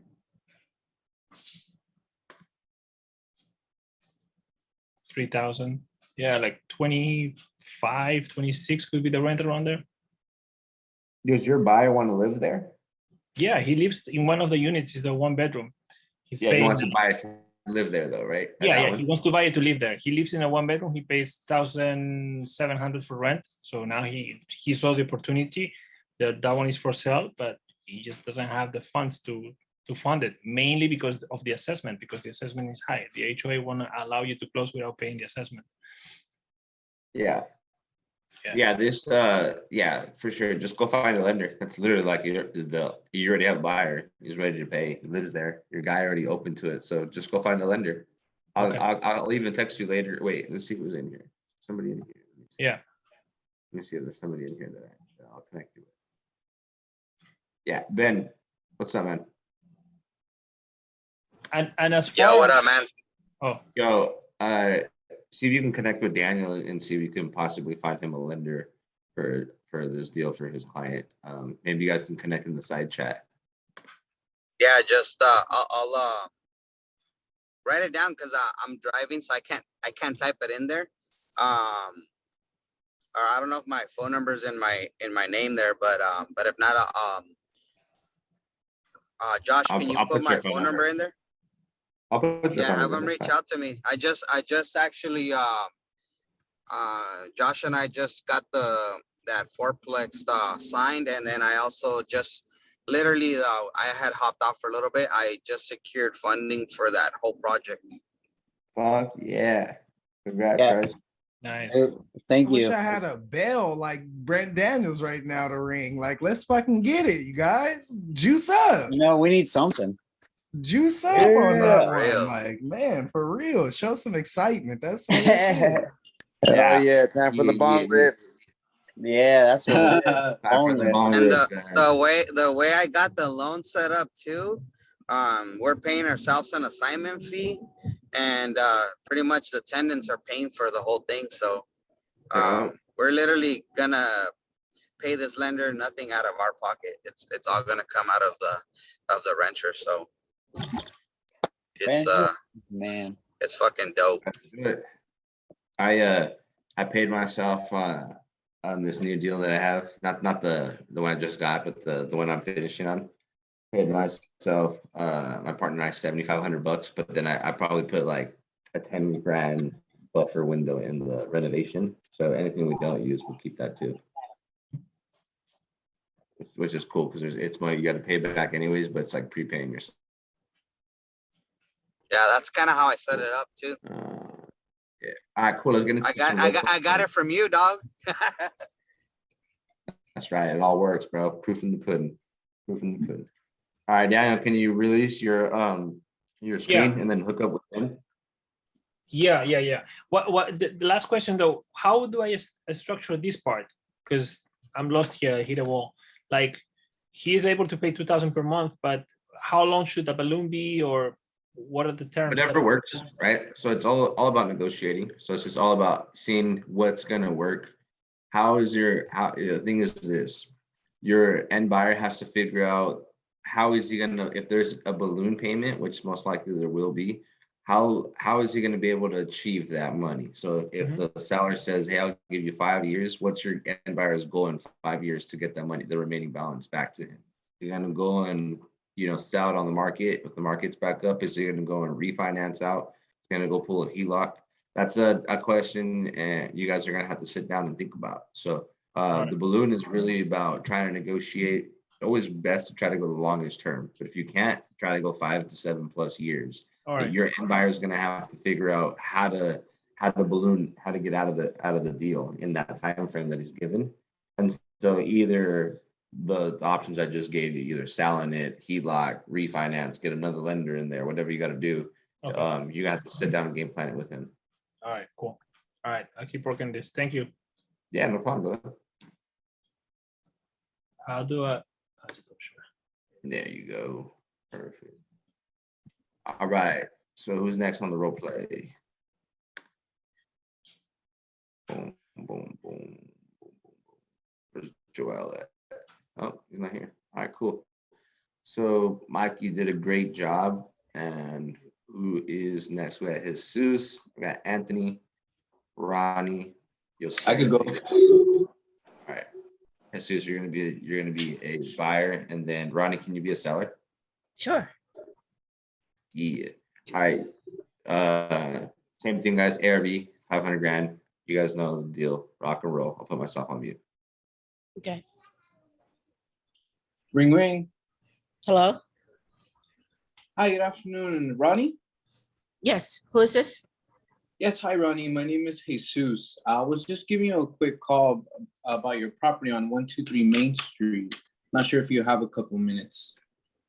Look, if you're gonna lowball me, I'm not wholesaling. I do not want a lowball offer. If you cannot give me 500,000, then I don't want to talk.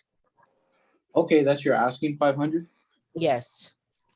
I've been getting a lot of calls and everyone's wasting my time. So get to the point. Got you. Okay, no worries. Yeah, so I was just giving you a quick call because, I wanted to talk to you a little bit about it. I know you're busy, I'm busy as well, so I'll try to be brief here. So, for 500, is it fully renovated? Have you done any work to it, or? I don't know anything about the property. I haven't seen it. I'm out of town. It was probated to me by a relative, and I don't know nothing. I don't know nothing. You have to do your own research. Okay, got you. No worries. So you wouldn't know in any, the state of it at all. No, I just know I want Okay. 500,000. Okay, and if you don't mind me asking, what made you come up with that number, 500? I was told by a realtor. Okay. And have you gotten any offer? What were those lowball offers looking like? Well, they're coming in like minus 150,000, 350, 315, just ridiculous. Got you. Okay. All right. Just sounds like a bunch of dead leads. Okay, no worries. Well, are you flexible at all on that 500? You just Nope. set strong. Okay. Okay, no worries. Well, I would like to know a little bit about the condition of the property because that is going to play a major role on the offer here. But obviously, you don't know the state of it. So given that information, I would most likely have to rule myself out as a cash buyer here. I'm not too sure because I know you say you've gotten offers, lowball offers. And I'm gonna be honest with you, the numbers have to make sense for me as well as an investor. So, I probably would be somewhere within that range, if not maybe push a little bit higher.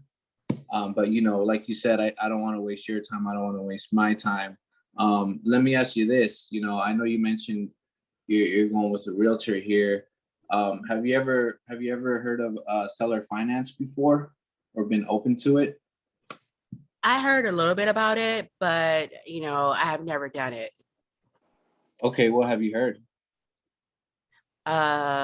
Just that I think I'm the bank, or you will provide like payments to me and pay me instead of paying a bank.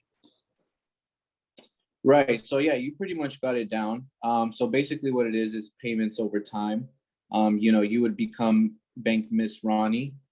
And instead of obviously the bank winning in a situation, I could just, give that cash over to you. So, it's kind of like have you ever leased car, bought a car from a dealer?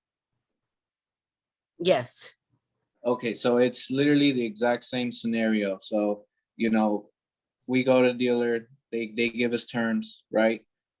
Payments over time. And I do want to bring this up because this is a major question and it's brought up a lot among sellers is, what happens just like a car, right? You don't make a payment, what happens to the car? It gets repoed. So same thing here. You're going to have a deed pretty much protecting you.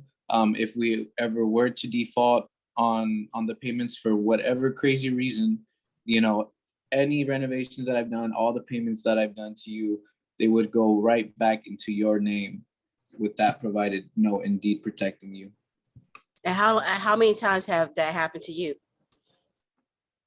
that you had to foreclose or give the property back? None. All of my investments I intend to pull through all the way till the end. So thank God I haven't defaulted on anything yet. Is there any other questions that you might have? Because I know you do know a little bit about it. How long can you cash me out? Can you cash me out in like 3 years?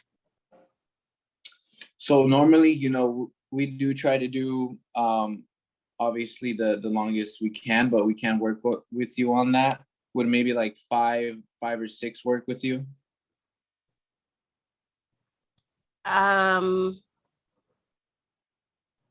Well, it's been sitting for a long time, so I guess that wouldn't be impossible. That would be something I would consider. Okay, and let me ask you this. Just like the car, going back to the dealer thing, usually there's a down payment required, right? So is there a certain amount that you need or would want down? I would love 100,000 or more. 100,000 or more. Okay, so for this to work out, I would need a cash flow as well. So normally, typically, you know, I put anywhere from 5 to 10 to 15K down. You know, just so I can cash flow on my end here, because you know the numbers What? got to That's work out. low. Wow. You said, did I hear you correctly? Did you say 10,000? Yeah, 5, 10, or 15. Is there any any way or any number that you can get close to that? 50? 50? Okay. Let me see here. You know, because I'm trying to figure out to see if this also would work on my end. So 50. Would you maybe try to, you know, meet me a little bit in the middle and do 25? Can we do 25? And I get that at closing, correct? Yeah, so it would be up front, you know, and then from there, you know, what's your rental rate like? I have no idea. I think the realtor told me I can get maybe 2,000. 2,000. Okay. Okay, so yeah, so you would pretty much get that up front.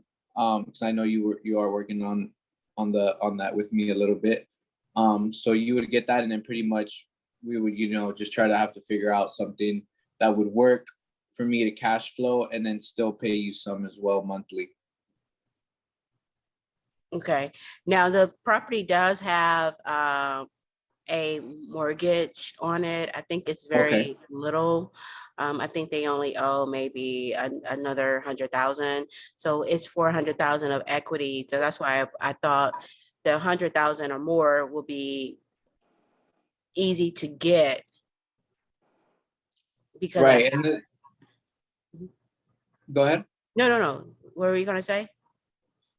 Right. So yeah, so pretty much, you know, the issue with that being is I have to cash flow, right? So, you know, if I'm giving you all the money up front, I also have my private lenders as well that I'd be having to make payments to as well. So it would accumulate pretty quickly for me. So, you know, that would be the only issue there. So that's why I was asking if you'd be willing to work on that down. Okay, because you're planning on renting it out. Yeah, whatever seems fit, Airbnb or, you know, renting it out, like you said. Okay. So you're saying $25,000 now, and what will my monthly payments be? So do you know what your principal interest and insurance is? It's 100,000 left. It was I want to say, and I'm just guessing, maybe about $700 a month, maybe less than that. 700, okay. And you said the rental rate, your 2,000. realtor said 2,000, and I'm not quite sure on that, but I think it's somewhere in the 2,000. It could be a little bit more. Okay, got you. I just don't have the paperwork in front of me. Okay, no worries. Yeah, so let me see here. Let me try to work some numbers out on my end to figure this out. So you said your PITI is 700, roughly rental rate is 2,000. Yeah. Okay, so for me to really cash flow, I think you know, the best I could probably do would probably be like somewhere 400 to 5 max, because I would have to cash flow as well for this. So I would get the $400 a month? Yeah. Okay. And then you'll cash me out in So 5 to what- 6 years. So what would work for you, knowing I need to cash flow? So what would you charge me? That would pretty much just need to be less than what I can rent it for. Okay, so if so are you taking over the 700, the mortgage? So you're taking over? Yes. Okay, and then if you rent it out for 2,000, so that will leave us what, 1,300? Right. And from that 1,300, I'm sure, you know, Are we splitting that 50-50? No, so like I said, right, I would need a cash flow as well. So, best I would probably be able to do would be 450, 500 maybe. In order for me to cash flow it so that this doesn't become also a stress on me as well. Okay, I understand. So would that be something that would work for you? Yeah, it would be something, I would definitely consider. So 25,000 down, 450 per month, and then you cash me out 5 to 6 years. I think you pretty much summarized it just about right, Miss Ronnie. Okay, that's I'll consider it. Okay, perfect. So what I'll do now is I'll go ahead and talk. I'll talk to my partner and we'll come up with something. So then that way it also gives you a little bit of time to think about it. Would it be okay to give you a call back tomorrow? Yeah, it would. Okay, perfect. And what would be the best time to reach you at? You can reach me around this time. 6 o'clock. Okay, for sure. I'll be sure to write it here in my notes. And is this the best phone number? Yes, it is. All right, Miss Ronnie. Well, I think I got everything I need, and I'll go ahead and do my due diligence and do my homework, and we'll get back to you by tomorrow. Okay, thanks. All right, Miss Ronnie. You take care. Okay, you too. Fire, bro. From like the first time till today, which wasn't too long ago. Just like Yosel, right? Or like Anthony, or like Ronnie. Basically anybody who's putting in the work, like Michael, right? Gio. All you guys are learning organically within the powerhouse, and all you guys are crushing. All you guys sound fucking super experienced. Go toe to toe with people, regular wholesalers, and they can't even come close to you. What you just did is creative financing. A lot of wholesalers will never know anything what you just went through, what you just overcame just from listening to me do it over and over and over, or other people.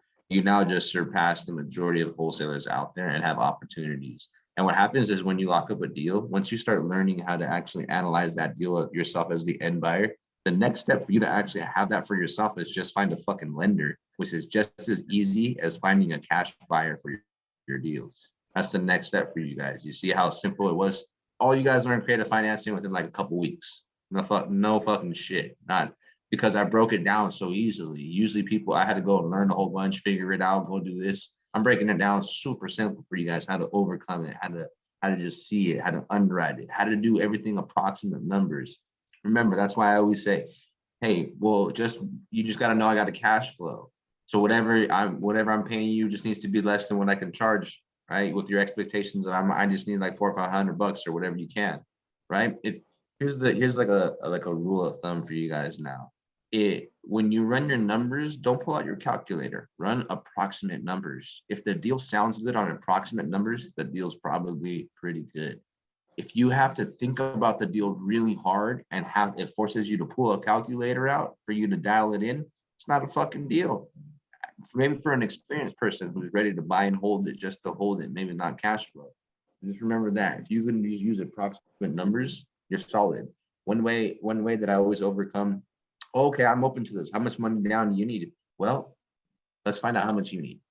Okay, cool. We find that out. Well, how much money are you willing to pay me? Well, all you got to know is I just need a cash flow. So how much are you willing to accept, knowing I need to make money from what you charge me to what I can charge a tenant? I just repeat the question. Every time you get stuck, repeat the question back to them and then tell them, look, and here's the reason why. As an investor, I'm going to offer you the lowest amount with the longest term. That's just me. Let's figure out what works for you first. And if it works, great. And if not, I'll let you know I need to adjust a little bit. Right. And that's how I get into all of my spills. But you guys did a great job. Jesus, good shit. Ryan, you were a good seller. I like seeing you guys' performance. Good shit. Josh is end buyer now. Bought a triplex and a quadplex. He's learned right here in the powerhouse. He didn't go and learn anywhere else, right? How cool is that? You guys are closing deals. You guys sound fucking super experienced. I think we're getting the hang of this powerhouse thing, right? Who's next? Got a question. Sure. New guy on the scene. Introduce yourself, new guy. Yeah, Robert Ware out of Tampa, Florida.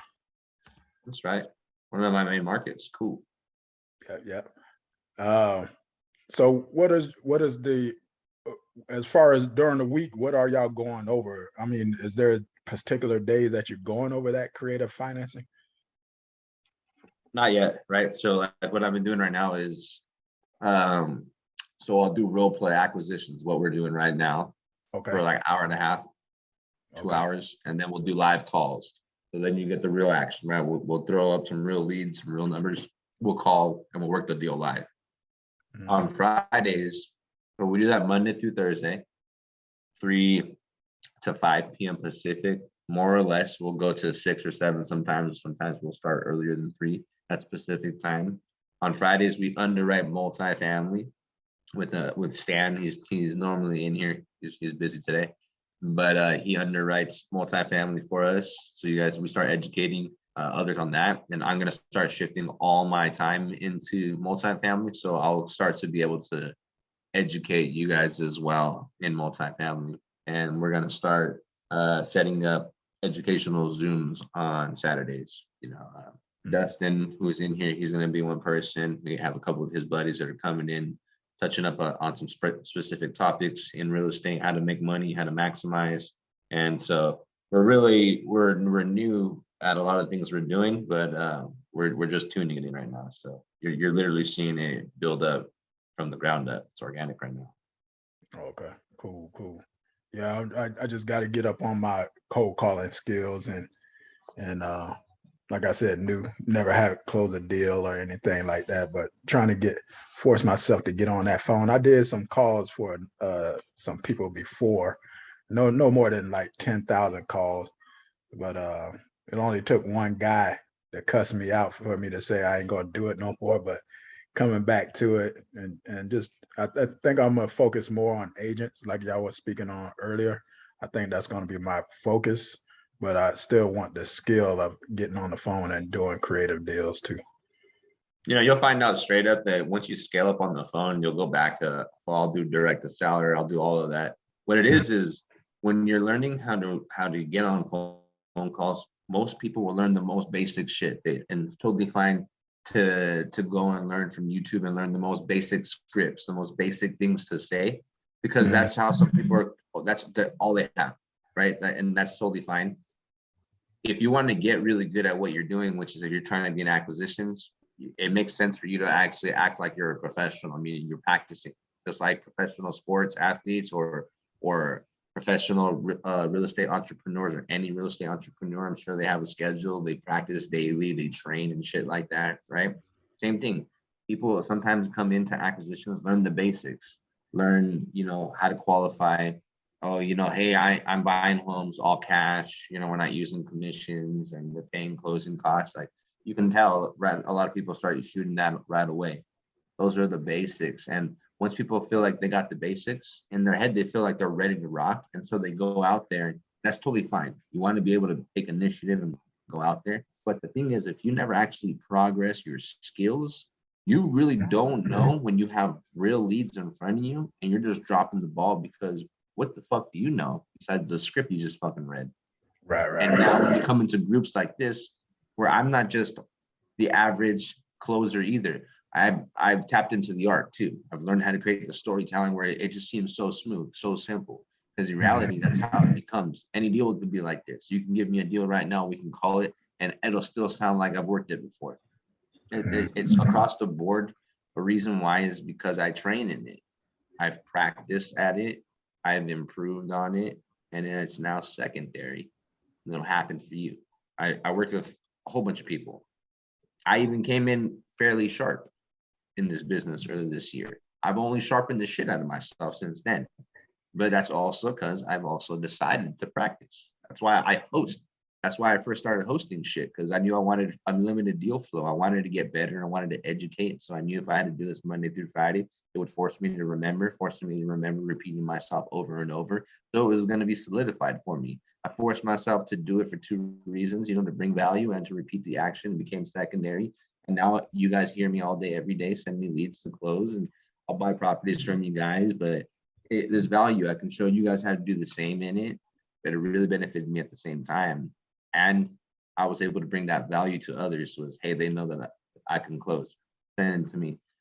That will happen for you if you decide maybe to wake up a little bit and ask yourself, do I know all I can? Do I know all that I should know as an acquisitions guy? Or do I know the bare minimum? And am I just, calling people with the bare minimum? And then if you really realize, oh, you know what? After that little script I read on YouTube or whatever, that's actually all I ever use. And, start to put yourself into more role play. And on top of that, participate. Like there's some people that have worked directly with me. Yoseo, Ronnie, who else in here? Let's see, Michael, anybody else? There's usually a few more people in here. Jesus, they work directly with me, and so you're gonna see them Monday through Thursday all participating because it's a requirement to work with me as well. Because I want to show you how to get to the next level of performance, and I'm here to coach as well. So whatever you're a little bit nervous of, I'm gonna walk you through that shit. It's not hard. You're gonna see them, which all of them already sound pretty good, but the next people that come onto my team, and I'll point them out here soon or whatnot, you'll see from where they start to when I start making them jump in, not mandating them, setting an expectation, letting them know up front, hey, if you're willing to work with me, this is kind of what I'm looking for. So then if they agree to it, they come in with expectations knowing, hey, I got to go and role play. But the benefit to doing that shit is I'm going to build your confidence. I'm going to show you how to fucking close. And whenever you're ready to rock on your own, you can do it confidently instead of being all nervous on your own or lost. Right. So it's okay to use a script in the beginning then? Or should I just it's freestyle? cool for the guidelines, right? It's really cool for like just the guidelines, just to ask certain questions. Mhm. What happens with a script is it only allows you to remember what's written down. It doesn't allow you to creatively use your mind to storytell. And that's why I'd rather you start to use your own stuff.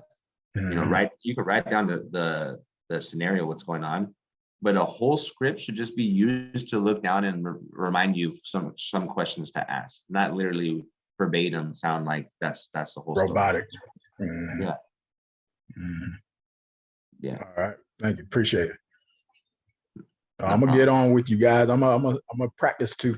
So Cool. I might sound crazy, but hey, that's what we here for. No problem at all. No problem. What's up, Aaron? What's up, Johan? How you guys doing? Tyler, Dustin, Daniel. Just want to say what up to everybody. You guys ready to rock? Hey, what's up, guys? Yes, sir. That's right. I'm definitely ready. Ready to rock right now. Mm-hmm. Really quick. I know you said practicing, so I mean, I'm always listening to the calls. I even go back on the YouTubes and listen to, guys do roll calls and everything. But individually, amongst your own time, how are you guys practicing? Are you just like saying the words, or you going over objections and you're kind of rehearsing that? Like, how are you? Nope, nothing different, right? The part of this in life too is you just learn. I'm a grown up now, and I'm gonna figure some shit out on top of having help, right? So one thing I tell these guys that I've told you guys, but I repeated a lot to them since we game plan throughout the week is, hey, remember, for you to be the best, you got to act like it. And so everything's at your own pace. So remember that. Do you want to be the person who you always hear, yeah, I got into wholesaling, got into investing. It took me 18 months before I got my first home. That's exactly how the majority of people work. I talked to a sub-2 student who's been there 2 years and hasn't even made a dent compared to what I've done in 7 months or whatever. Not that there's anything wrong. So I told them, if you would like to catch a pace like I have, or a level of performance like I have, these are some of the things that I do. Explaining what I do is, hey, when I go and learn from some of my mentors and I have a conversation with them, when I get off, I don't need them to tell me other shit. I don't need them to babysit me. Same thing with you guys. You guys should start picking up, okay, I'm not here to babysit you either, but I'm here to help when I need to. So when I give you, the basics or some information on a certain topic, in your head, how I see it, in my head is, it's my duty to go now and fucking YouTube, Google, and read books more so I can increase my knowledge on what I just opened up to with my mentor. And then when I come back, I'm fucking seasoned and I can now get in a conversation that's deeper. And so I'm stuck again. Same thing with you guys. When we do our role play here and you listen and you repeat the action, is really your time to jump up and role play more, or behind the scenes, call one of the guys and say, let's do some role play, right? You take initiative on your own now to try to build yourself up. I can be like, let's say that I'm your physical trainer and you work out twice a day, but you come with me just once a day, right? Same thing right here. It's kind of the same shit. You're gonna have to go on your own. You come with me, I'm gonna show you the basics in the morning. I'll show you basically all the best workouts. And at the end of the day, because you don't want to pay the other, portion of my fee or whatever, you do it on your own and then you coach yourself now, right? Same thing. You want to coach yourself to improve, but that also has to be part of your goals. How fast do you want to do this? I want to be someone who becomes like a fucking legend in this space, right? So I'm just learning how to build the momentum so then I can maximize and 10x that shit next year once I start getting organized and whatnot. Those are my goals, right? I met somebody yesterday who said where he's at currently he has a 9 to 5, he has like 3 children, he slowly invests in other avenues. He said he loves where he's at and he believes that he needs to be where he's at. And he's buying his first deal. And he says that I'd be fine buying one every 12 months.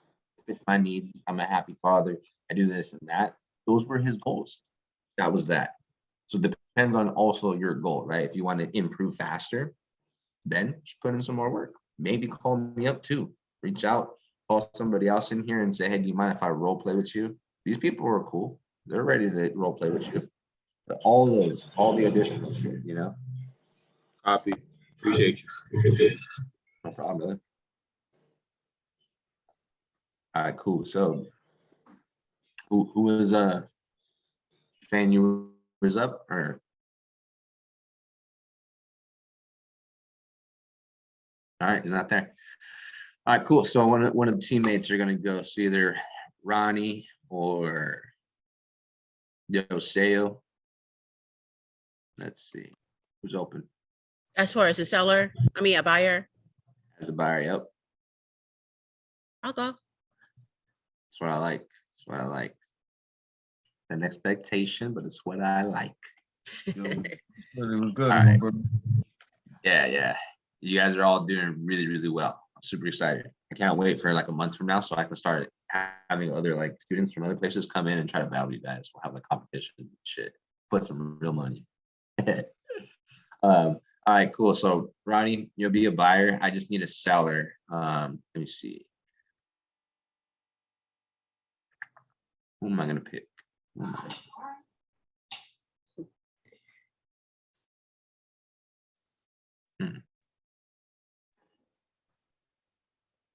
Hey, what's up, Carla?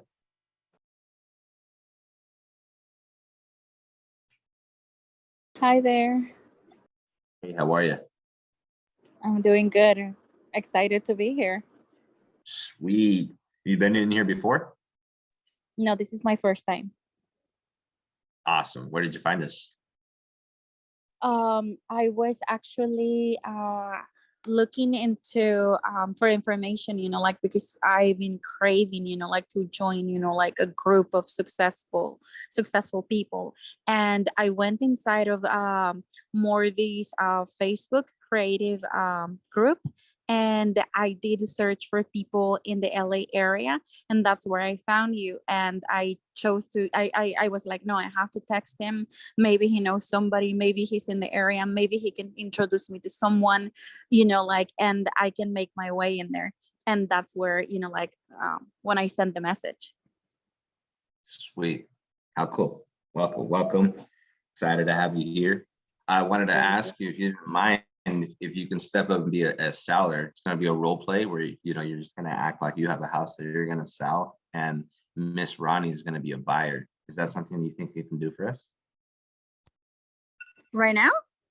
right now? Right now. You're not going to be a buyer, so don't worry. I'm not putting you on the spot to being the one who's actually buying the house. You're just coming up with the story as a seller.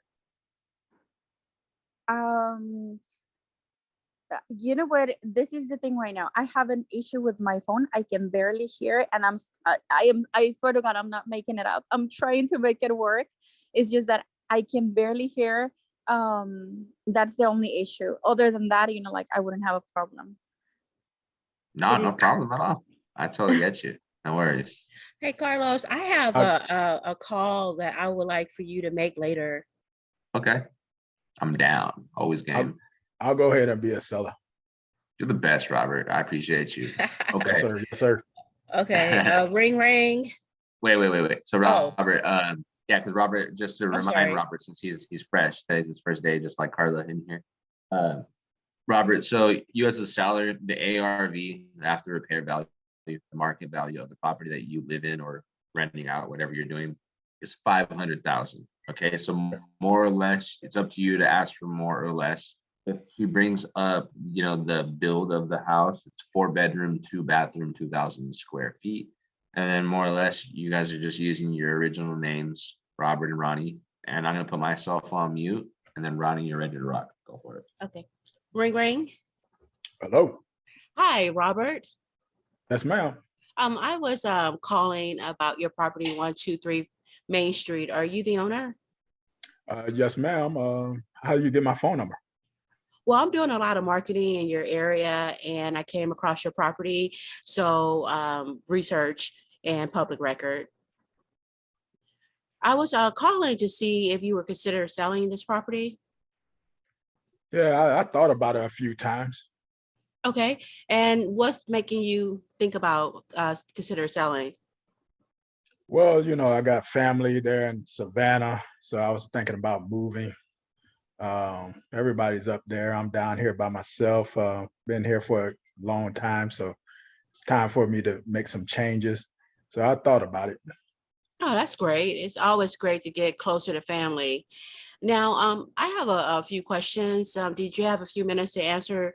I just want to find more information about your property, the condition. Yeah, sure. Yeah, sure. I Okay. got a few. Okay, well, thanks. Could you tell me a little bit about the property? Has it been updated in the last 3 years? Well, it's 4-2. Last did the roof about 12 years ago. Bathroom has some issues with the plumbing. So I just used one bathroom. The other bathroom nobody used. Not too much. The kitchen is fairly all right. It's dated. Could use some upgrading. Okay. And what about the AC unit? AC works. Okay. Awesome. So on a scale of 1 to 10, 1 being, bad or worse, 10 being pristine, what would you rate your home right now? About a 7. Okay. And you are living there, correct? It's not. Yes. Okay. And now you said that you were considering selling. Do you have a price in mind? Well, I do have a price, and you're not the first one that called me. I had a few people call me already. So if you have a price that you want to offer me, you can go ahead and shoot. Now, the people that have been calling you, giving you a price, where have they been in the numbers? Too low for you? Well, I had some guys try to lowball me. They, 150 and, these 95s and 200s. The neighbor across the street, they sold their home, I think for 450, and I think another person sold their home for about 460 around here. So I'm thinking the homes around here, I looked it up on Zillow. It looked like the homes around here is worth about 500. So I might be looking at somewhere between there 400, 425. Okay. Now I'm looking at the homes now. So these homes seem like they're kind of, more updated than what you described on your property. So, give and take. So how long have you been thinking about selling? Just about a year and a half now. Okay. Okay. And so what's your timeline? I mean, how quickly do you want to move up to be with your family? Me still thinking about it. I'm giving myself another 8 months. 8 months. Okay. Now, would you, if you get the right offer, would you move sooner? Oh, of course. If this is the right offer, I would move now. Yeah, I get you. Where we need to be as far as what you told me, our business model, we do cash and offers, and normally the cash offer, we look for homes that are, needing repairs, and we would not be close to in the fours. We will be probably close to about, 325, 300, 325. And would that be something you would entertain? I mean, it's way more than what the others had presented. But I'm still looking at that 420, 420. yeah, number.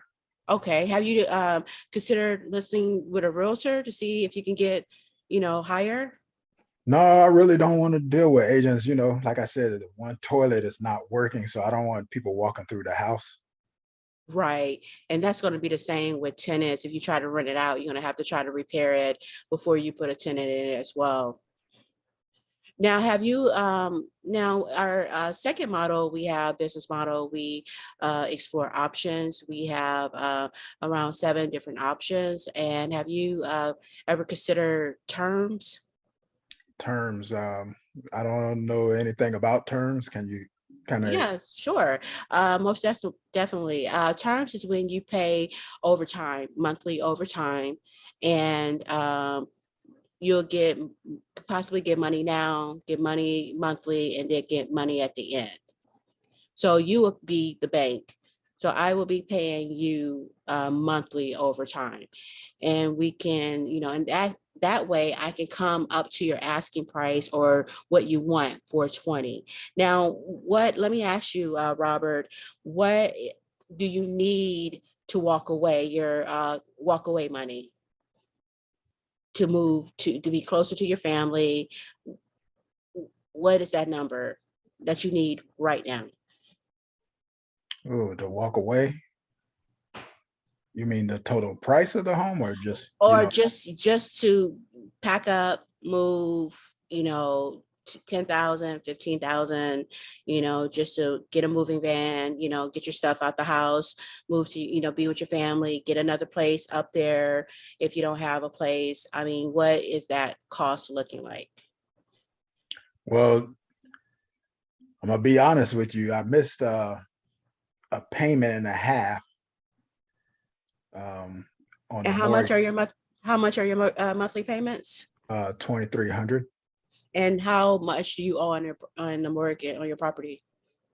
I think I owe. I want to say like 225 or so.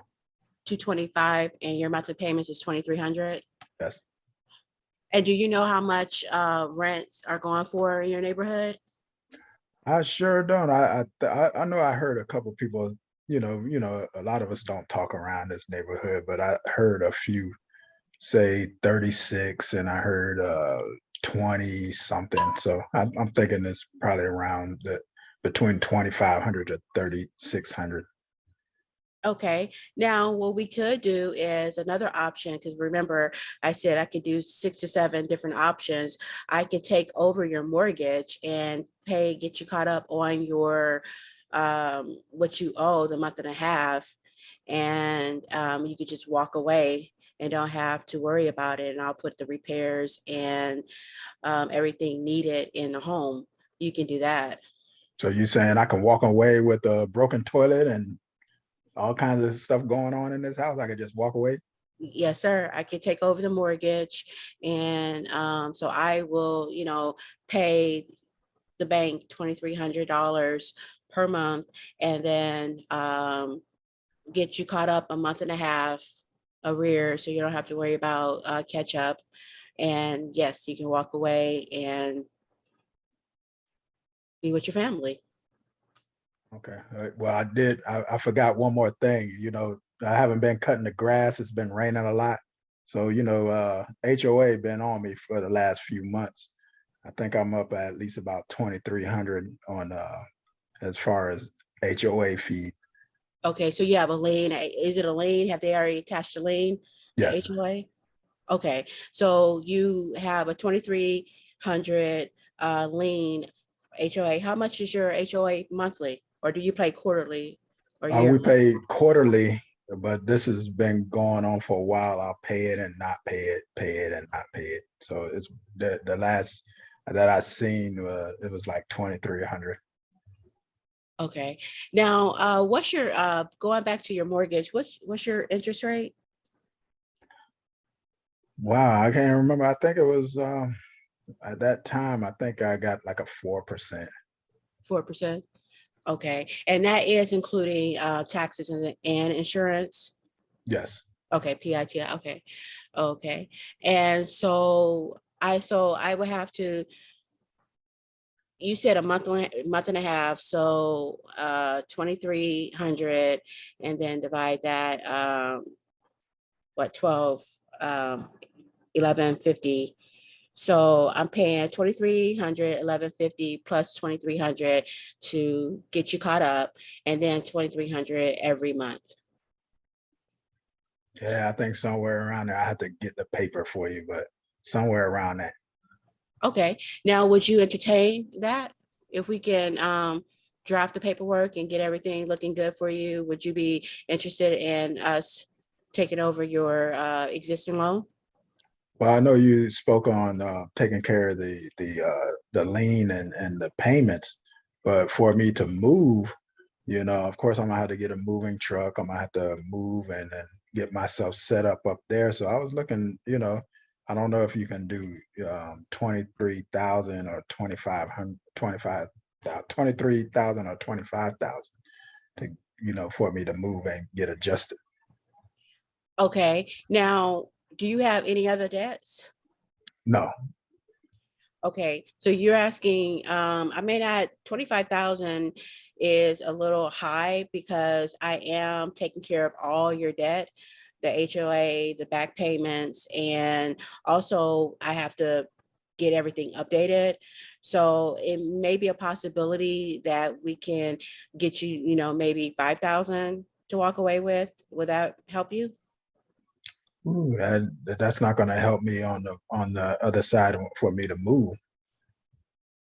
Okay, what do you say? So can you meet me like halfway?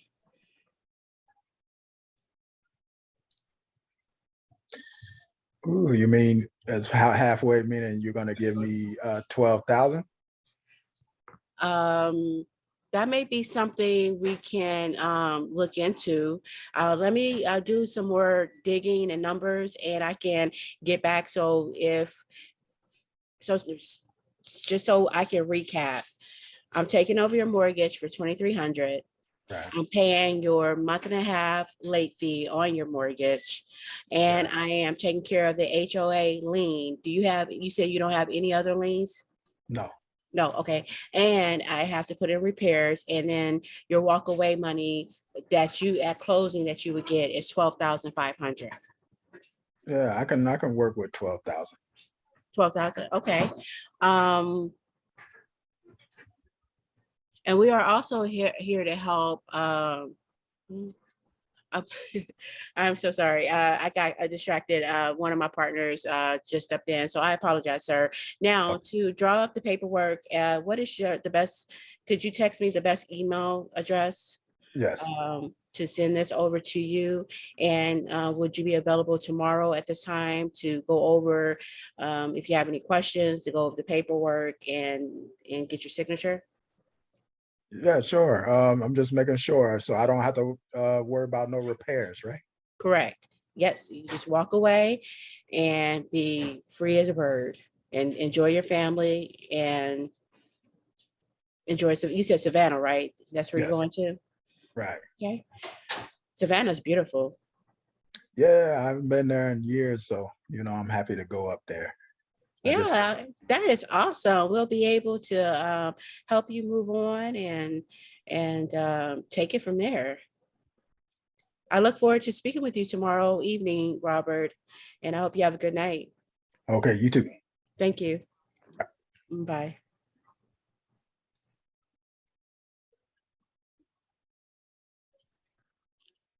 What do you think, Ronnie? I don't know much about subject twos as far as are we able, if we're taking on all that, are we able to give them walkaway money? Yeah, you take on that same exact agreement when you buy your own home. And so all of that, all it is the inexperience, on sub two, but you did a good job trying to do what made sense for what you know. Right. And the only thing that you got yourself confused is when you do sub two, doesn't mean you can't do sub two with seller finance. A lot of deals are like that. And you just knock him off when he was trying to sell you at a higher number. You said, oh, we can do sub two where I'm just taking over your payments. Yeah, that works. And it's easier for you to get it strictly sub two when they are in foreclosure, because for some reason they don't think to sell the house for the equity because they're in such a depressed state. But in his scenario, he was offering you higher. You could have still did sub two and paid him, his equity still in the deal. And that's exactly probably how it would have went if a real seller was asking you for something. Oh, Yeah, so I could have given him the 25,000. For sure. At the same time, you probably could have even made it work at the 400 number, or whatever number. But for the sake of the role play, I wasn't going to stop you to fuck up the whole thing. I was going to say, okay, she understands sub two a little bit. What you were thinking is you were going to buy this house sub two when it wasn't completely sub two. It was sub two and equity, which was their seller finance. And that's why you were stuck on just paying their monthly payment and their mortgage. But in reality, he was asking you, and he's fairly new as well. So he could have really came back with, no, I'm not going to sell you my house for the fucking debt. I'm not going to make any fucking money. I'm trying to sell it to you for something, And that's how it would have really went. A real seller would have been Because like, that would be a hybrid move, correct? a hybrid. It would be a hybrid, yeah. Right. Okay. Like Okay. the home that I got today in Florida, in Newport Richey. The homeowners just got the house not too long ago, and it's almost market price. It's like 15 grand away from market price. It has like 8 grand in arrears, and that one I was able to buy sub two. She just said, can you help me out, clear up my arrears? I don't want to lose my credit. Sub two, didn't give her any equity. She could have probably asked for maybe a little bit. I don't know, who knows? She didn't ask for it. And so I bought that sub two, strictly just taking over her debt. That was that. I bought in one on a pre-foreclosure where there was like 9 grand equity that I gave them, but that was it. I gave them at the close of escrow, so I bought it sub two. Now when I shot her, go ahead. Now when I shot her the 250, and I hear this from time to time when they say that that they can pay. What if they pay, I guess, the mortgage off? How would that work? If I owe 250, if you owe 250, yeah, if you owe 250 on the mortgage, how would it just taking over the mortgage? Yeah, not paying it off, because then they would still owe somebody else. So the cool thing about creative financing is you're just turning the homeowner's bank into your bank now. They already went and pulled their own credit, put their own money down, all that shit. So you can learn to create if you can learn to get this done the right way, you can learn creative financing. You can turn their debt into your debt, and you can afford it because you have a game plan to do with it that's going to let you cash flow. So then why go and ask a lender to borrow or pull your own credit for your own mortgage and put your own money down when you can learn this strategy and turn the homeowner into the bank? If they don't owe anything, you turn them into the bank. If not, if it's sub two, you're just using their bank credentials. And if it's a hybrid, it's a little bit of both. Okay, gotcha. Yeah, no problem. What's up, guys? You guys have any questions?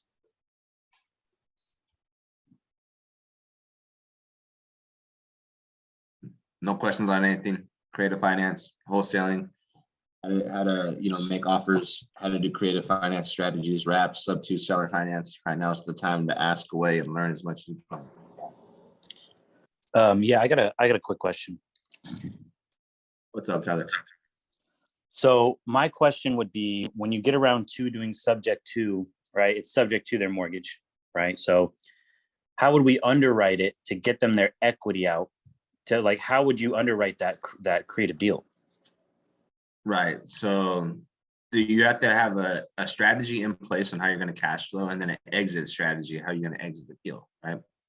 So strategy, right? Once you start looking at the deals and you start running the numbers and you have all the numbers, you can start looking, is this going to work as a long-term rental? Can we even do a short-term rental if they're doing short-term rentals in the area? Because that would be a more beneficial way to make more money.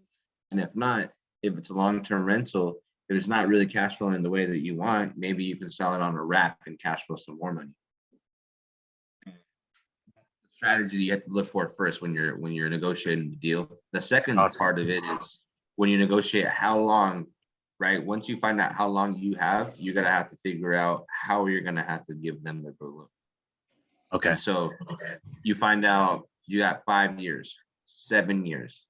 Well, in 5 or 7 years, you have some principal pay down that's going down. You're making payments. You gave some money down, so you're financing less than the purchase price. And give me 1 second.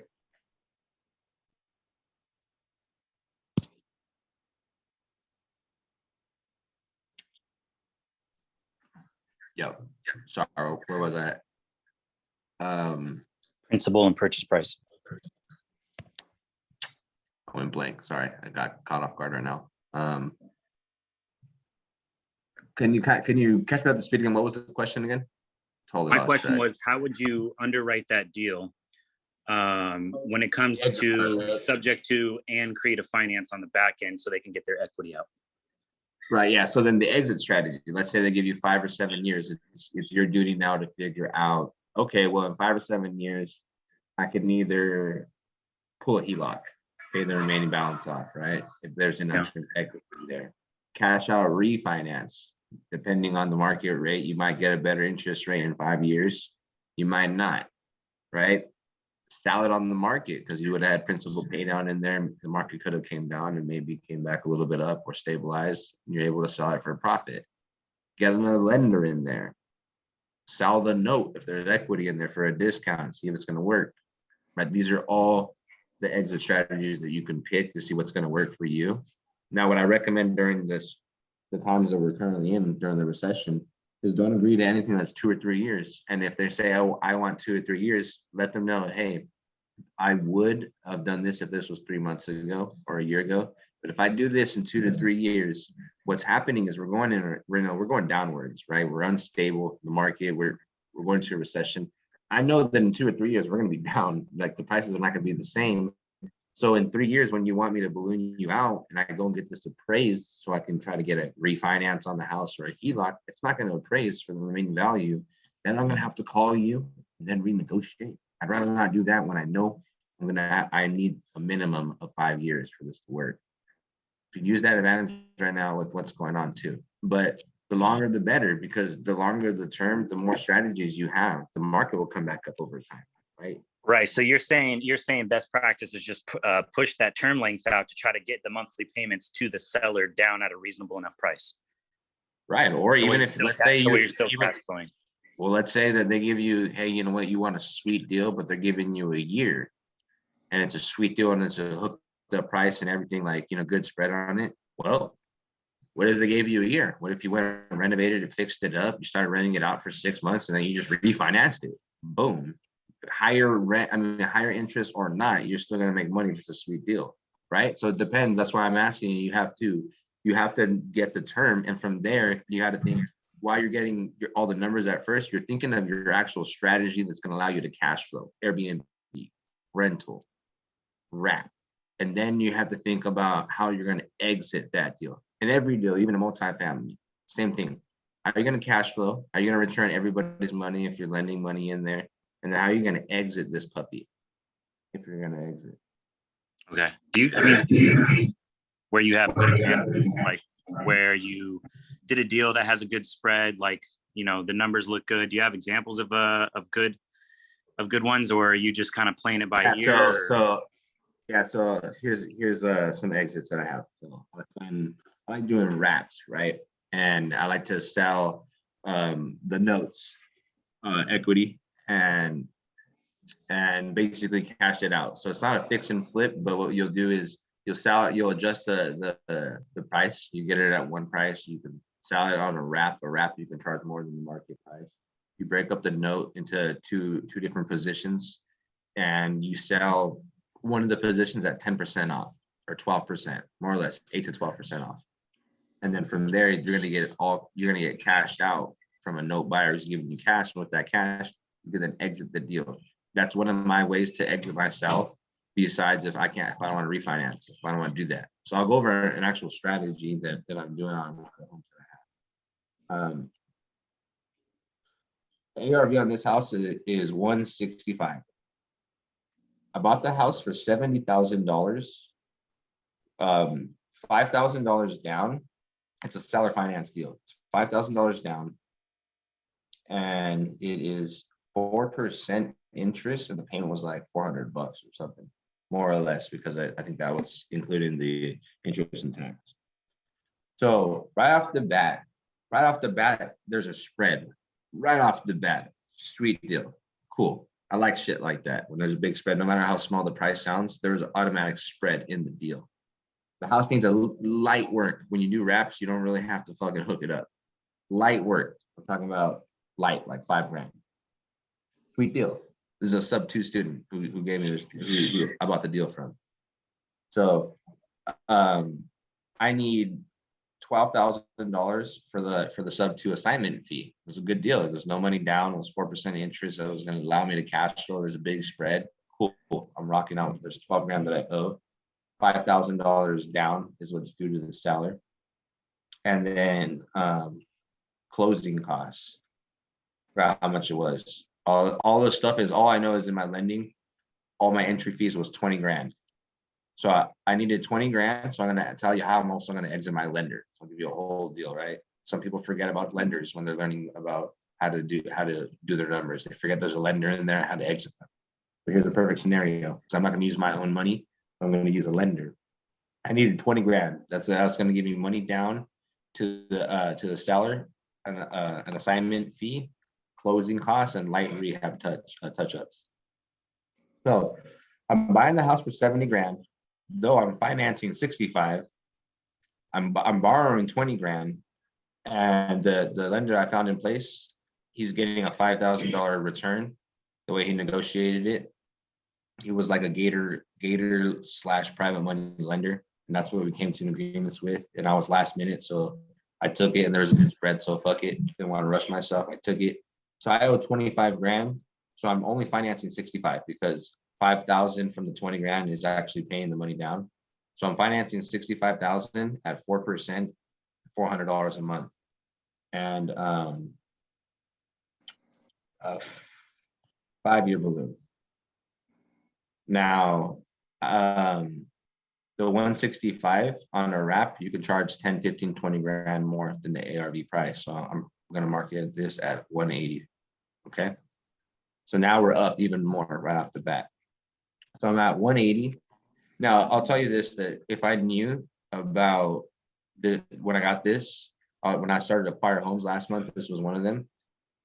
If I knew that that was enough money to get down from a wrap buyer, I didn't have to find a lender and pay them the extra $5,000. I could have started marketing this fast enough to get a buyer and get the money down. So when close of escrow was there, I already had a buyer that was willing to give me the money I needed as a entry fee in the deal. And that could have just paid out all the fees that I just had named off right now. But instead, I didn't know, so I needed to use lender. So, okay, cool, I went and got a lender. So when you wrap a deal, you're taking a deal that you get, whatever existing terms that you negotiated with the seller. Obviously, you let them know that you're an investor, so you can get a number that makes you money. And then what you do is you take your terms and you wrap them on the ones that were given to you. So I'm now going to market this for $180,000. I'm going to be asking for $15,000 down on this one. Could be asking for more. What happens is we have people that are always like on a couple of my deals that are already up on the market, like for wrap buyers. People are always offering you more and or less. I've had people offer like 40 grand, stuff like that.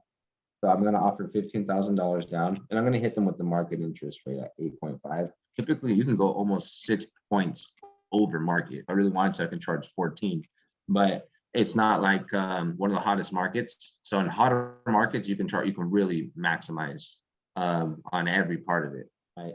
The only thing is the more you charge on over the ARV and interest rate not so much, but the more you charge over the ARV, the harder it is to find a note buyer if that's going to be one of your strategies, because you're just fluffing it up. The closer you stay to ARV, the more realistic it is. So $15,000, depending if you're going to exit, right? If you're going to keep it, I would charge as much as possible because you're keeping it. So at $180,000, 15 grand down, they're going to finance me 165, 8.5% at $1,000 a month. Whatever the month the payment really is. I forgot what it is on my proposal. I'm working with you. So let's just go with 1,000 to make it real simple, okay? I think it's more. I think it's a lot more actually. But we'll go with that. So right off the bat, I'm copying 4.5% right off front on the deal, and I'm making the 4.5% on the difference of 70 to 180. And they'll have a lender in there. I'm really all in at 65 plus 25. I'm really all in at $90,000 on this deal. Right. So right off the bat, from 90,000, that's what I'm owed. But from the purchase price, there's a big spread.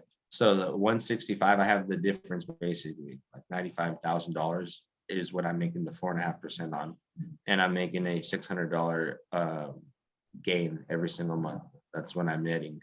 When you sell on a wrap, you net the gross amount because you're no longer liable to the property. Like if you were a landlord, you don't have to take care of toilets and doors. So there's no reason for you to have a war chest, really. You don't have to save it because you're not responsible to it. So now here's the thing. Now that I sold it on a wrap, this buyer just bought it and he's living in there. Cool. It's cash flowing. Here's the thing though, if you don't have a lender who's going to give you, 5 years for your money, he's not long-term, he wants short-term. You have to figure out how are you going to just pay your lender out? Well, this is a good deal just to hold, but since I don't have a scenario where I had a lender that's going to give me a longer term, I found somebody to give me 6 months. And in the 6 months, I'm going to just basically come in the deal, adjust my wrap, all my terms on it, and then I'm going to sell the equitable note that I create on a discount, and then basically with the money I get, I'm going to just balance out my lender. So I'm going to show you how to clear out the lender and clear out the seller of the deal. So this is how I do it. So typically you would sell it on a wrap, and now you're holding the note. You're no longer gaining the appreciation of the property or depreciation over time, like the tax incentives. You're no longer gaining that because you don't own the house anymore. You're just the bank, you're the lender. And so what I would do is, this is the next step, right? This is a strategy where you can sell notes. There are a lot of note buyers, and who note buyers are. Anybody who indirectly wants to invest in real estate, maybe doesn't want to hold the real estate, but would rather be the bank. People could be buyers could be like doctors or nurses or car salesmen, financial guys that are really busy making really good money, so they can't learn the strategies they need to invest in real estate. So then they buy them like this, right? And so there's a strategy where you can, so most note buyers like to buy like face value notes at like 60, maybe 70% of the value. So what we'll do is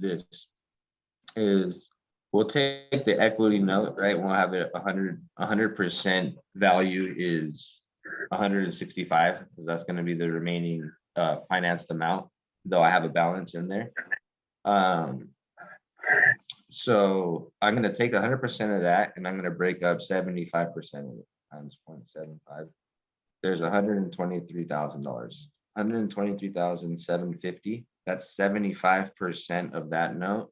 And then the other 25% is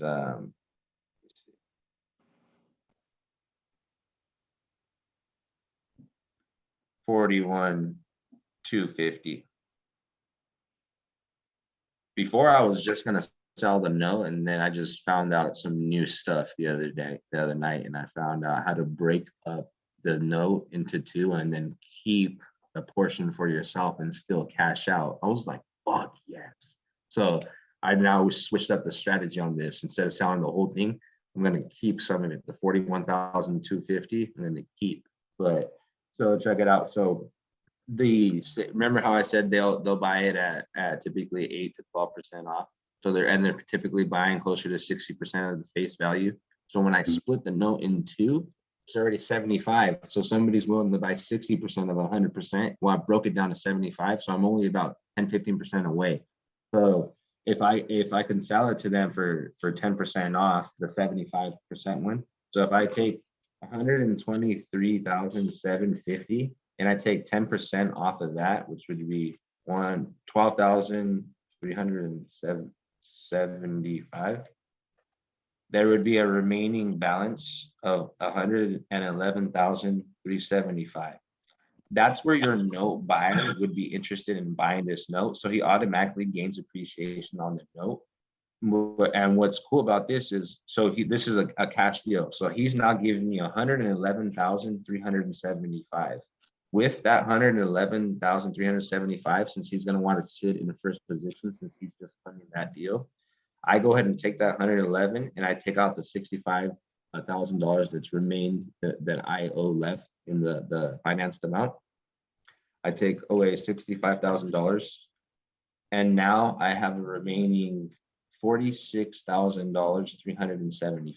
$46,375 is what's left after I just cleared out the seller I just bought the home from. And so now this new note buyer is sitting in first position where he needs to be. I have a lender that I owe 25 grand to. I minus $25,000, and now I just paid out my lender and his interest. So in and out the deal, I no longer am not the note buyer or the real estate owner. Nothing, I'm not part of the deal anymore. But I gained $15,000 at the close of escrow when I asked the seller for money down.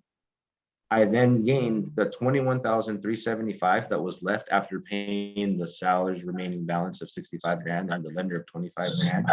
So then that together is $36,375 that I actually have cash up front in my hand.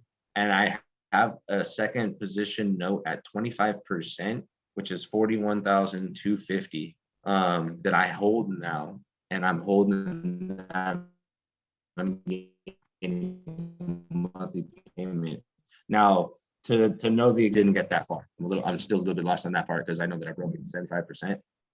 So I got to figure that next part out because this is a newer strategy for me, at least breaking it into two notes. So I'm not all the way there, but I totally basically made on that deal after paying out everybody, I made 41,250. That's what I'm holding on a note position as a lender on a bank. And if they were to default, I get to keep the money down that I just received, all that shit, right? I have a performance mortgage deed. That's what I'm holding. And then I also got 36,375. So I made $77,625 on a home that was 70 grand. This is a real deal. This is a real fucking deal of mine. It's dope, right? That's actually really dope. That's an incredible deal. Yeah. Strategy like a motherfucker though, but yeah. So you just have you have your exit strategies, and then you just try to make the spread make sense, and then apply an exit strategy to it. Is basically what you do. Yeah, and a lot of it is, how much can you learn? How many deals put you in a position to actually almost perform? So then you actually have to think about your strategies and then who you're learning from. Not only did I put myself in a position to fucking get a lot of deals, and then I started to get really good at getting into these conversations of seller finance. And then I linked up with a mentor as well, who took me to the next level, who showed me raps on another level, showed me this exact strategy about notes. I don't even know what he would think if he was like, you're giving away all that shit. Hey, we're probably gonna buy your guys' deals anyways. So fuck it, we're crediting it up front, Not everybody understands all the strategies. I got blessed that I worked hard to get a lot of leads, and then I go and I have a mentor who's a fucking badass as well that we like working. And we're also gonna get our LLC just like Josh and Ben did. We already have 5 properties, him and I, and he's one of my lenders as well. It's taught me a lot. I'm gonna be doing a couple other businesses with him, but that was another reason I took myself in a position of training a lot to get really good on the phones. And then from there, putting myself out there for everybody to see that, right? Branded myself. Once everybody saw that, they started coming here and hearing me on the phones. Then they started sending me the leads, and I started buying them. And so I leveraged myself the entire time. It was all together. It's just like I had to put it together and structure it to benefit me. That's the way everything's been working for me. It's going to continue that way. I enjoy the shit that I'm doing right now because it's becoming a lot easier now. I'm getting ready to shift into multifamily. But once you get to this level, it becomes easy. It becomes like a game almost. All I do now is I feel like I'm back at the car business and I'm just looking at deals on my desk now. I can't wait to get to a level like the next level. How busy you get, right? What's that next step like? You got to bring value. Bring that value, and you get opportunities. And within the few months, I've talked to people who actually have a fuckload of money in sub 2 that still were like, whoa. Some of the deals that I locked up, they have some pretty dope strategies. One of my Airbnbs is a good one. I have another one on a wrap that's a good one. Just the strategies were a little bit different, and they were good, man. So get out there. Get on some real calls out there, man. Do your best, and when you get these opportunities, bro, let's break them down. I'll break down any deal with what I know and with what I don't. I can go and find my mentor and bring them on, and we can underwrite, Okay. Yeah, no, I'm definitely down for that. If I bring something to you, where's a good place? Your email or? Yeah. Okay. Awesome. We have to talk about that. Looking forward to it. Oh, yeah, I'm down there. All right. Cool. Thank you. I appreciate the knowledge drop, man. No problem, bro. Thank you for asking. Good questions. Yeah, I just talked to a realtor friend of mine today, and she's gonna give me leads. And I'm Nice. gonna partner up with her and if we can make something work. Let us know. Josh does agent outreach. He knows a lot of stuff about that stuff. He has a lot of good information to already like help you out with that scenario. So Yeah, Joe, I think my phone number's on here. You should take it down and shoot me a text so I got your number. Put it in there. Yeah, unfortunately, I'm operating out of a phone, so I will see 4 screens. Okay. And I only see part of your number. I see 330. That's about all I see. I'll put it in the chat. I don't even see the chats. Oh. Touch the screen. Touch the screen. There should be like a little chat button. Are you on Facebook, Giles? No, I'm on the Zoom. Here, just say it. Verbalize it. Fuck it. You got a pen and a pad? Do you have There you Facebook? go. You have Facebook. There you go. We'll I get have that shit out Facebook the way. too, yeah. That's what I meant. Yeah, that's the way we do it. I love this guy, There you Gio. go. And not everybody knows, but a big portion of you guys know Gio and I, we've worked together. How we worked together, he was a seller at one point, and then I was a buyer at one point, and here we are. Yeah, he's an awesome guy. He crushes it on the phone already. Realtor outreach. We locked up his house. I'm buying his house in Minnesota, and he's been here for like 3 weeks. Fucker sounds like a stud on the phone, dude. Crushes it. Already doing so much. I'm excited to see him. He's ready to be a Gator lender once we close the All escrow right, money. Pen and paper. 330-663-9632. All right, you want me to shoot your mine real quick since you know Yeah. who's calling? Yep. All right, 407-683-0187. 0187. All right. 0187, yeah. Got you. Sweet. Did you guys have any questions on the deal that I broke down? Could have been a little bit. I mean, it could have been a lot of information to consume. I know that I didn't ask if you guys had any questions on it, but if you guys do, go ahead and ask. This is where you guys are going to learn. Hey, Carlos. What's up, my man? What up? I think we should figure out how to do like what Pace does with the whiteboard. So when you explain like the number breakdown, it's a lot more easier because it's hard. It's a little bit hard to follow for people that don't really understand the note buying thing. I mean, obviously there's a few of us that gets the concept, but a lot of us are visuals, right? Yeah. And if you can figure that out, I think that would make it so much easier for people to learn. Does anybody know? Does anybody know if there's an app? There's a whiteboard on here on the Zoom. Yeah, there's a So whiteboard whiteboard, but is it? then I think if you use your mouse, it's gonna get all fucked up. So Yeah. Do you have a you gotta- tablet? yeah, you gotta you might Carlos? have to use a tablet, so it's a lot more easier. I have an iPad and some tablets. I just don't ever use them. Well, yeah. Well, I can Okay. help you get that hooked up. There you All go. right, cool. You got an iPad? Yeah, that would be Yeah, sick. because when I break it down on paper, for sure, I break it down on paper so I can fucking explain it to you guys. You know, that's how the underwriting is. But first off, it is a strategy a lot of people might not know. So that's one part is why it can sound like a lot. But two, yes, because there is a lot of information that's going down, a lot of numbers that I am explaining. So it's not like you guys are actually seeing what I'm seeing on paper while I'm writing it down. I was just letting you know that, you know, you can turn a small deal into a big deal, make a lot of money just depending on your strategies. You had a strategy on how to cash flow, and then an exit strategy, how to, you know, balance out everybody in there. Did you what do you call that? Did you learn that new strategy from the book that we just both read? Oh, no. Oh. Brad too. Brad just started Gotcha. breaking down. And so I kind of brought it up to him because I heard about it and he was like, yeah, this is what I do on other stuff. And I was like, oh, I didn't know that's what when you meant when we had first talked. I was so lost how he would break it up into sometimes 4 notes and keep the last 3, third and fourth note because there's nothing liable or responsible to it. So he can just hold. I was like, wow. But at that time, I didn't know. So That's great. when I brought it up the other day, and he's like, yeah, I'm like, oh, bro, let's just do this. We can do it right here. He's like, yeah, we can. So that's how we'll do it. Then I was like, all right, cool. That's awesome. Yeah, the light bulbs always come on for me. It's cool, man. Yep. Creative financing, man. It's endless. The only thing that stops you is, you know, what you can be creative for. So it's pretty neat. Another suggestion would be just bringing the closing cost if this is like a real deal that he did. If he shows just the page that escrow gives you the closing cost, then you know, like you have all the numbers here and there, exactly how much he spent in everything. So it would be easier, everybody could see, and then you know, like he doesn't need to write down anything, or you know, it would be easier for everybody. Yeah, we do a lot of closing calls. We do a lot of live calls too. We'll do some calls right now too. We gonna have time for that today?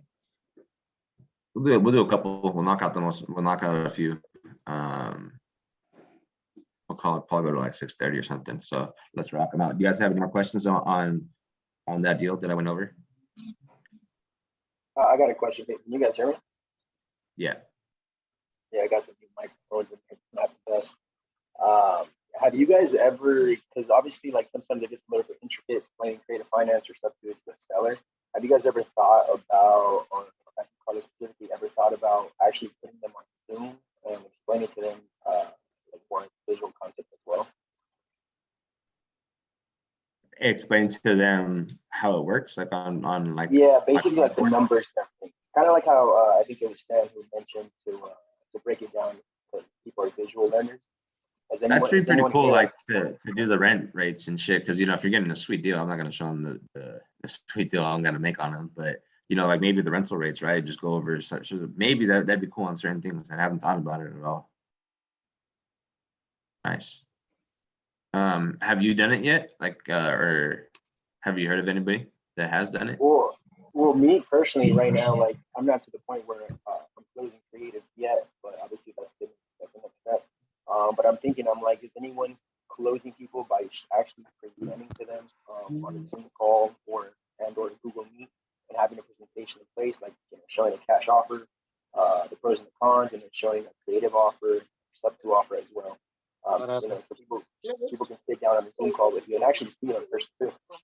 I know. I saw you wash it down. So It's really hard to hear you. Are you guys able to hear him? Kind of. No. Yeah, Not for at some reason all. I can't hear you clearly.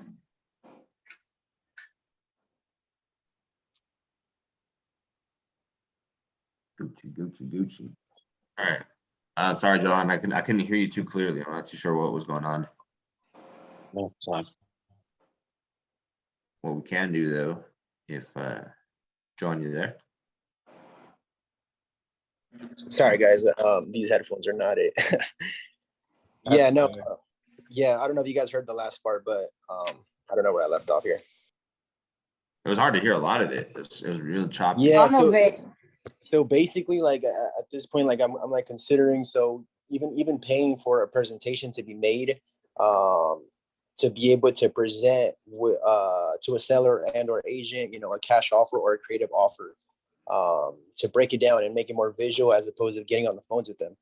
So actually sitting them down on a Zoom call, setting that up, and then just going through a presentation, and then they get to see you in person. They get to see you face to face as well. That's pretty cool. That's a cool idea. I haven't thought about that, but I support the idea, bro. I think it's cool, and I think that if you do that, bro, send that shit over this way so I can use it, bro. I'm gonna send that shit out on all my emails. That'd be something good to use. Yeah. Yeah, I haven't thought about it myself personally. It's a good idea. I would actually think it'd be really, really helpful for a lot of people if there's something like that you can get, and even just record the process for others. Just like how some people record Loom videos or Zoom videos for their CRM systems, for their VAs. Maybe do something similar to that and then send it to them, and or just keep the video. So then a lot of sellers who the majority of them never heard of it. So it'd be a good way to send them over. Like sometimes I send them over the Seller Finance versus Sub 2 by Pace Morby on YouTube. And I just send that video over all the time. Hey, this is what it is. Man, if they decide who's Pace Morby, and they look them up and they see, okay, this guy's legit. I just always send over Pace Morby videos if they don't really know me. Yeah, let me just send you some videos on it. I send it over. Yeah, because I mean, obviously, Carlos, we come from an MLM background too, so it comes from that too. Yes.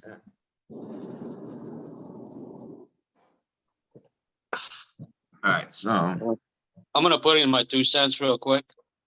Okay. On the Zoom scenario, that's kind of like a double-edged sword. Because you can find a seller that you may be good at what you're doing, but you're always gonna find somebody who's not gonna like you if they see you visually. If you have something about you that they don't like, that's gonna kill the deal. So you're better off on a phone with no visual.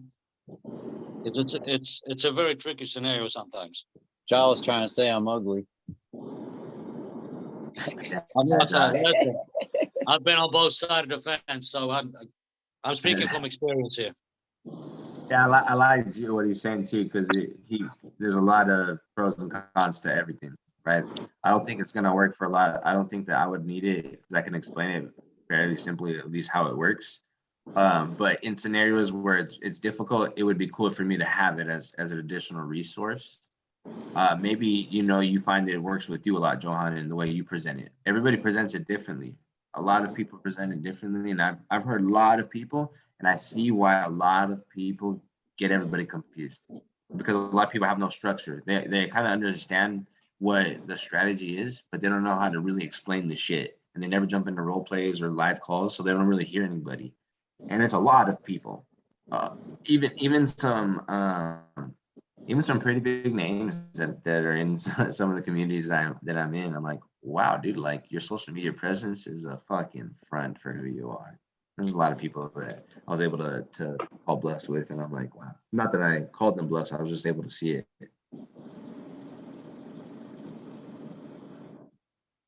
All right, let's do this. Mike, you said you had a lead for me to call? All right, because I have a couple calls with Jesus as well.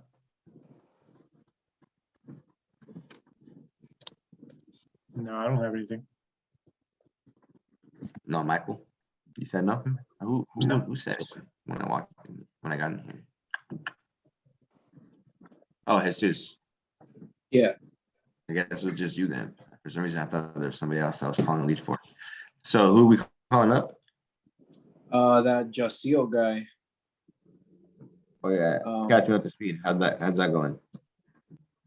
It went pretty good, I guess. I was able to write some notes in the Podio. I'm not sure if you're looking at it, but I was able to get a little bit of information out of him to kind of help you out to see where he's at. Okay, let's see.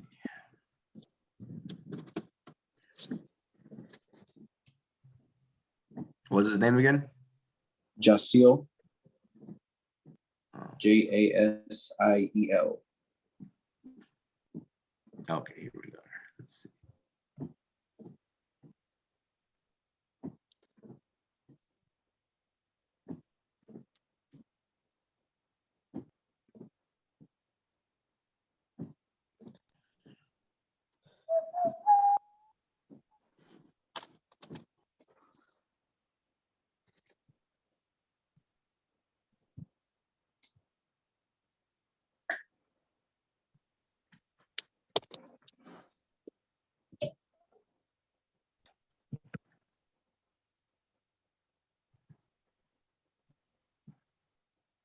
All right, I got the notes. Says open to turn, says he's not rush.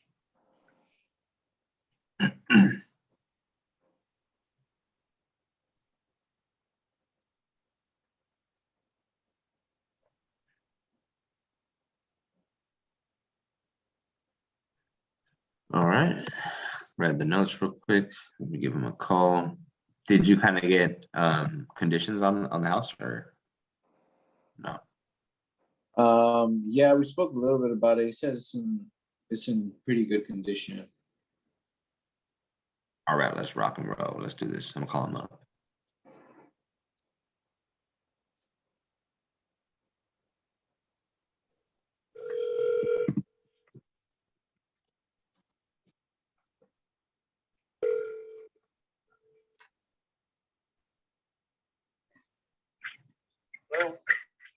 Hey, what's up, Jaciel? It's Carlos. How you doing, man?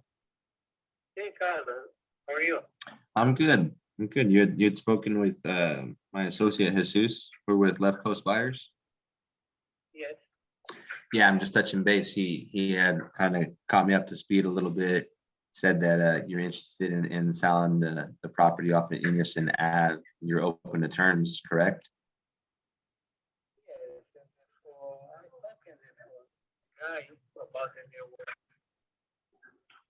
I don't know. What's the option? I talk about credit line. You talk about what? One credit line.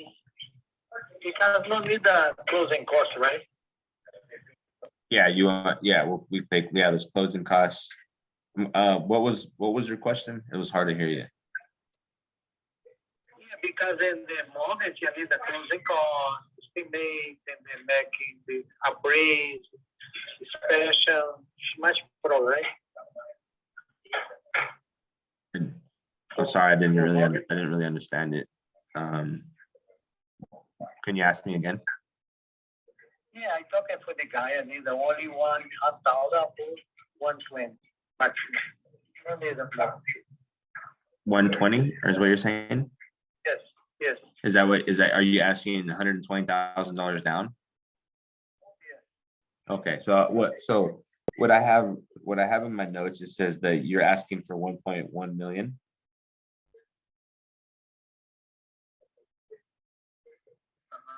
Right? Okay. Well, let me ask you just a couple things about the condition of the house. And is this a primary residence? Like, do you live there or do you rent this out? Okay. And what's the condition? Meaning, have you updated the house in the last 3 years? This house is finished in the 2012, 2015. I have mold everything. Everything new. I have been 5 bedrooms, 6 bedrooms. Okay. So it's 5 bedrooms or 6 bedrooms? It's 5 bedrooms and then 3 bedrooms. 3 bathrooms. Two Okay. kitchens. 2 kitchens? Yeah, because then they have one kitchen downstairs, you want upstairs.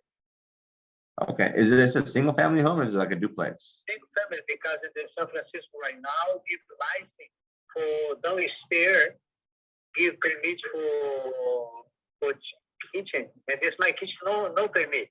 I need a go city tech permit. San Francisco right now, tech permit for almost 2 houses, right? Oh, this one single house. And the downstairs have 1 house, 2 bedroom, 2 bedroom, 1 living room, and the kitchen. Okay. So you do you rent that out? Uh-huh. Okay, so how much do you charge rent right there? I'm sorry? Are you renting the bottom floor out? I rent, oh, yes. Okay. I live on the room, I rent the rest. Okay, so And you live upstairs and then you rent the bottom place down? I live at the stairs and I rent downstairs. Okay, so you live upstairs and you rent downstairs. What do you charge the renters downstairs? Downstairs 4,000. You charge them 4,000 for the 2-bedroom, 1-bathroom? 3-bedroom and then 2-bedroom. Oh, okay, so that's 3-bedroom, 2 bathrooms. Okay, gotcha. No, downstairs, 2-bedroom and 2-bedroom downstairs. Okay, And upstairs, 3 and 1. okay, so upstairs is 3-bedroom, 1 bathroom. Yes. Downstairs, 2 bedrooms, 2 bathroom, and you're charging $4,000 for that, right? Yes. Okay. Right on. Do you still have a mortgage on your house? No. Okay, so it's free and clear. Okay, and then so just to catch me up to speed, your house, you said you renovated everything back in 2015. Does it still need work? Meaning if I were to buy this and to get this up to 2022 standards, do I need to put money to make it look nicer, right? How much money would I need to put into this?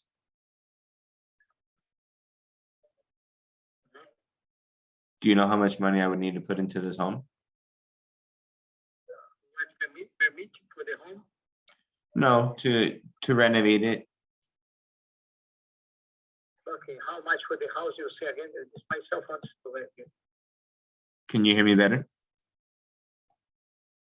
No, I think I parked in my car. Okay, so what I have is the number you're asking for. What number is that? What's for the bedroom? How many bedroom you see? No, how much are you asking for your house? For sale, right? How much do you want? It's not for sale, this house. The house is not for sale? No, Why not? I'm looking for take money and for investment, no for sale for the house right now. Oh, you're looking for a lender? Yeah, look for 100,000 for down, 100,000 for cash back. What are you looking to invest your money in? I have 6 houses for paint to the house, for paving, remodeling. I have 6 houses in California. Okay. Okay, so you're looking for money. You're not looking to sell your house. For some reason, I thought you wanted to sell your house. Yeah. Oh, okay. I was really confused. I apologize. I'm looking to buy the house. Okay. Because this house is I don't have mortgage. I Yeah. pay off 100 grand for somebody for one crash back or one day crash red lining. We invest for all the house, different house, paint, the maintenance for different house. Because I have 6 houses. Okay. Are you looking to sell any of your houses right now or no? No, I no look for now. Okay. Are you looking to buy more homes or no? No, right now. Okay. I need for maintenance for I have only for maintenance for my house. Okay. I have a ranch. I have one ranch in Vacaville in the 6 acre for maintenance only. Okay. So you're looking for $100,000? Yeah, 100 grand or 100,000 for red line or cashback. Okay. And how much money are you going to pay the investor?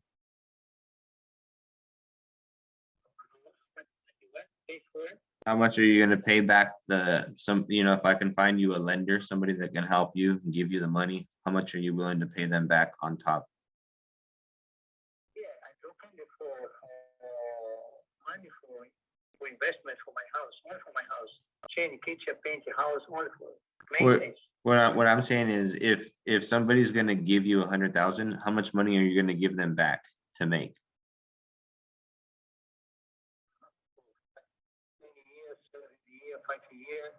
month by month insurance. I don't know. Oh, okay, got you. Okay, so what I'll do is I'll touch base with one of my lenders and maybe I can connect you. I okay. 72 months. Okay, cool. I'll see if I can help you out there. I apologize. I was a little bit confused. I thought I was buying a home. No problem. You have a good one. I drive right now. Thank you very much. Bye. Because my cell phone's not good. I drive, I stop my car. That's Thank okay. you very much. Thank you. Good night. Bye. Wow. Should have asked them the basics, right, guys? Hey, why are you selling this motherfucker? Yeah, that was a twist. Because you can see it on the podium. Even George wrote some notes in about him a little while ago that he wanted to sell as well. So that's kind of weird. Well, that guy seems like he was kind of hard to understand. Period. Mm-hmm.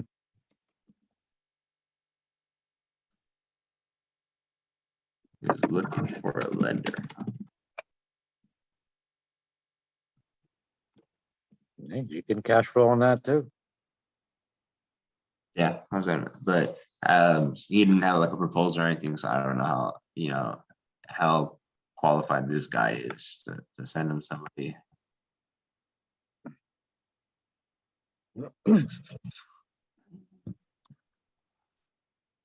Well, I sent you one, Carlos. Just texted it to you. I know the rule is never to judge a book by its cover, but I believe this guy's gonna be a tight ass.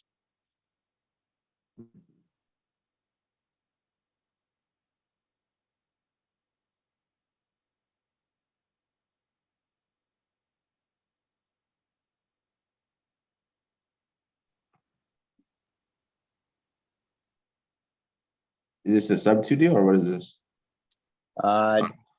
Don't know yet. That's what the guy's. He's got $1,000 lien. He's 62K behind. Oh wow. The house Is this the seller or is this like an agent or a wholesaler? This is the seller, Okay. but it's 9 o'clock in Florida though, so keep that in mind. Oh, good. Gio's on the phone. I know. He's I'm not just here? saying. Just I'll just let him know I'm just ambitious. I don't know my wrongs. I don't know how to stop working. and this came from Kia. This lead. Oh yeah. Mm-hmm. Is Kia the one that Ben lent money to? Yeah. For a deal. Yeah. Nice. Yep, Miss Kia. She's awesome. That's right. What's up, Aaron? What's up? What's up? When are we doing deals, bro? I don't know. That's what I'm saying. Bro, come on, man. Okay, cool. Anything you can sell me right now? Discuss a Florida deal and shit with you. I think that could be a good opportunity. Bro, do you have anything you can sell me right now? That I can sell you right now. Yeah. Anything creative? Not anything creative. I did have a sub 2 deal in Rockmart, Georgia, but we ended up assigning that to Abraham Gray. Oh, nice. Yeah, we I should was be gonna call him closing today for a escrow deal. on it here in a couple days. Sick, bro. Let's partner up on Airbnb besides that, though. But yeah, for That's what sure. I'm thinking. There's a cash deal. I don't know if you buy cash deals. It's a nice ass property, and it's got a 15 cap on it in Bradenton, Florida. It doesn't have a pool though, but it only needs like 20K in repairs, maybe. And it's about 140 grand below market value. Is it on a beach? No, it's about like 10 minutes from the beach. Not even 10 minutes. Nice, dude. Nice. Let's see. And that one's how much? They want 230,000, but the ARV is like 330 to 375 if we added a second bathroom. Oh, but that's if you add the second bathroom, though. Yeah, 375 is if we add the second bathroom. 330 as it is basically right now. If you put 20 grand into it, you could sell it for 330 all day. No, I don't think that works. But the Airbnb numbers are pretty solid too. Are they? How solid? Yeah, it's it cash flows like, yeah, if you were to take hard money at 11%, you'd still cash flow like $1,600 a month as an Airbnb. 11%, Jesus, and you'd still cash flow? Yeah. That's even after 20% property management. That's pretty good then. So even if you're not using hard money, because, well, I guess, yeah, it'd be hard money because I don't have any private money lenders that have that much money to lend me on like softer terms. No, I found a lender. I'm actually trying to build a relationship. They want 10% down on a 40-year term, which is like super Gucci. Dude, that is dope, bro. It's fire. So I'm trying to build that relationship and see if they loan there, and that's like an investment style loan. And then basically it's interest only for a while, but it would still pay off good because you'd be able to refinance it down the road and pull that equity out and all your investment money. Now, do y'all mess with Keegley stuff? As far as I personally don't do a lot of agent outreach or mess with Keegley really. Really? Okay. There's one in Apollo Beach they had for 574 and the ARV is 800. Where is it at again? Apollo Beach. That's by Tampa.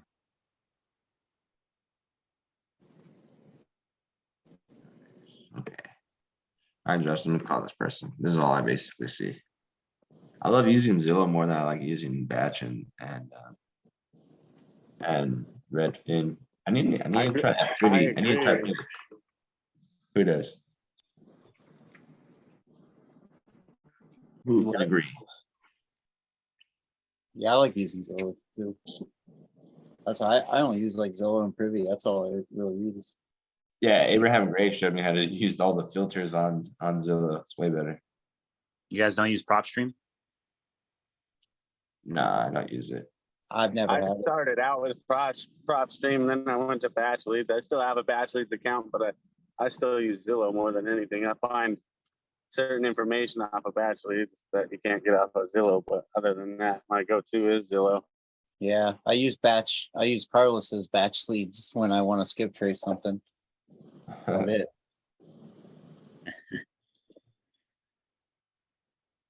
All right.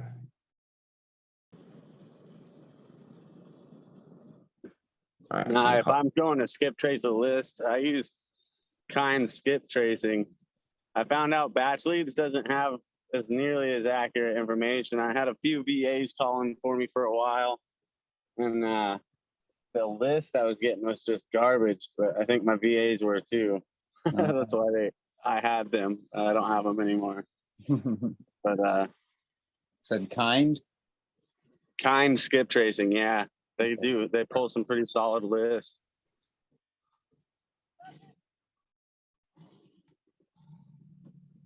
All right, call this guy. What's this guy's name? Terry. Terry. Mr. Terry.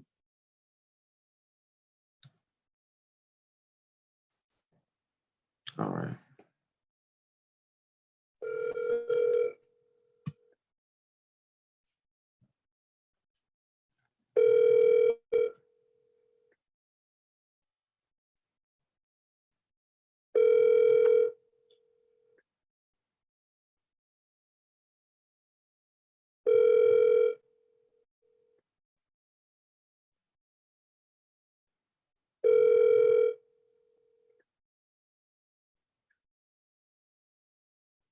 Eight, 6, 3, 2, 2.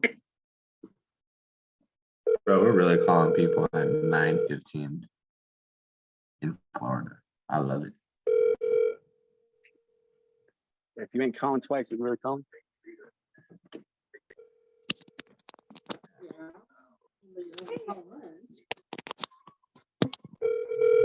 I'll leave a quick voicemail. 8, 6, 3, 2, 2, 1, 9, 9, 9, 7 is not available.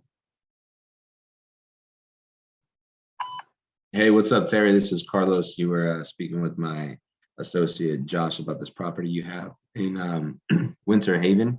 When you have a chance, maybe tomorrow, give me a call, 760-902-7843. Feel free to call me or text me. Thank you. Damn, that one's close to home. Oh, yeah? Yeah, it's less than 30 minutes away from. Oh, nice, bro. Sick. Yeah, I wonder what the mortgage is on that thing. It'd be cool to buy that thing. Yeah, Spirit Lake Road is kind of dismal. Like off the beaten path.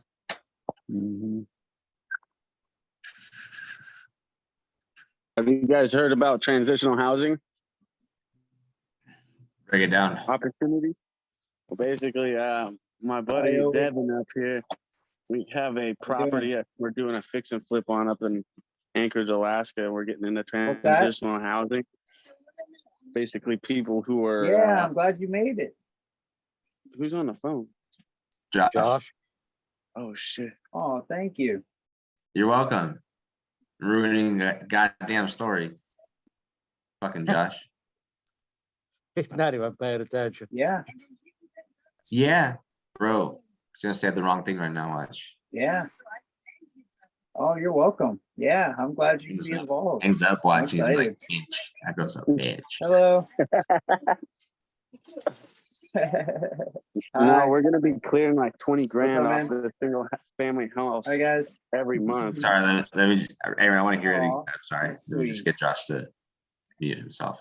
Josh. Josh. Oh, wow. I think you can mute him. That's your.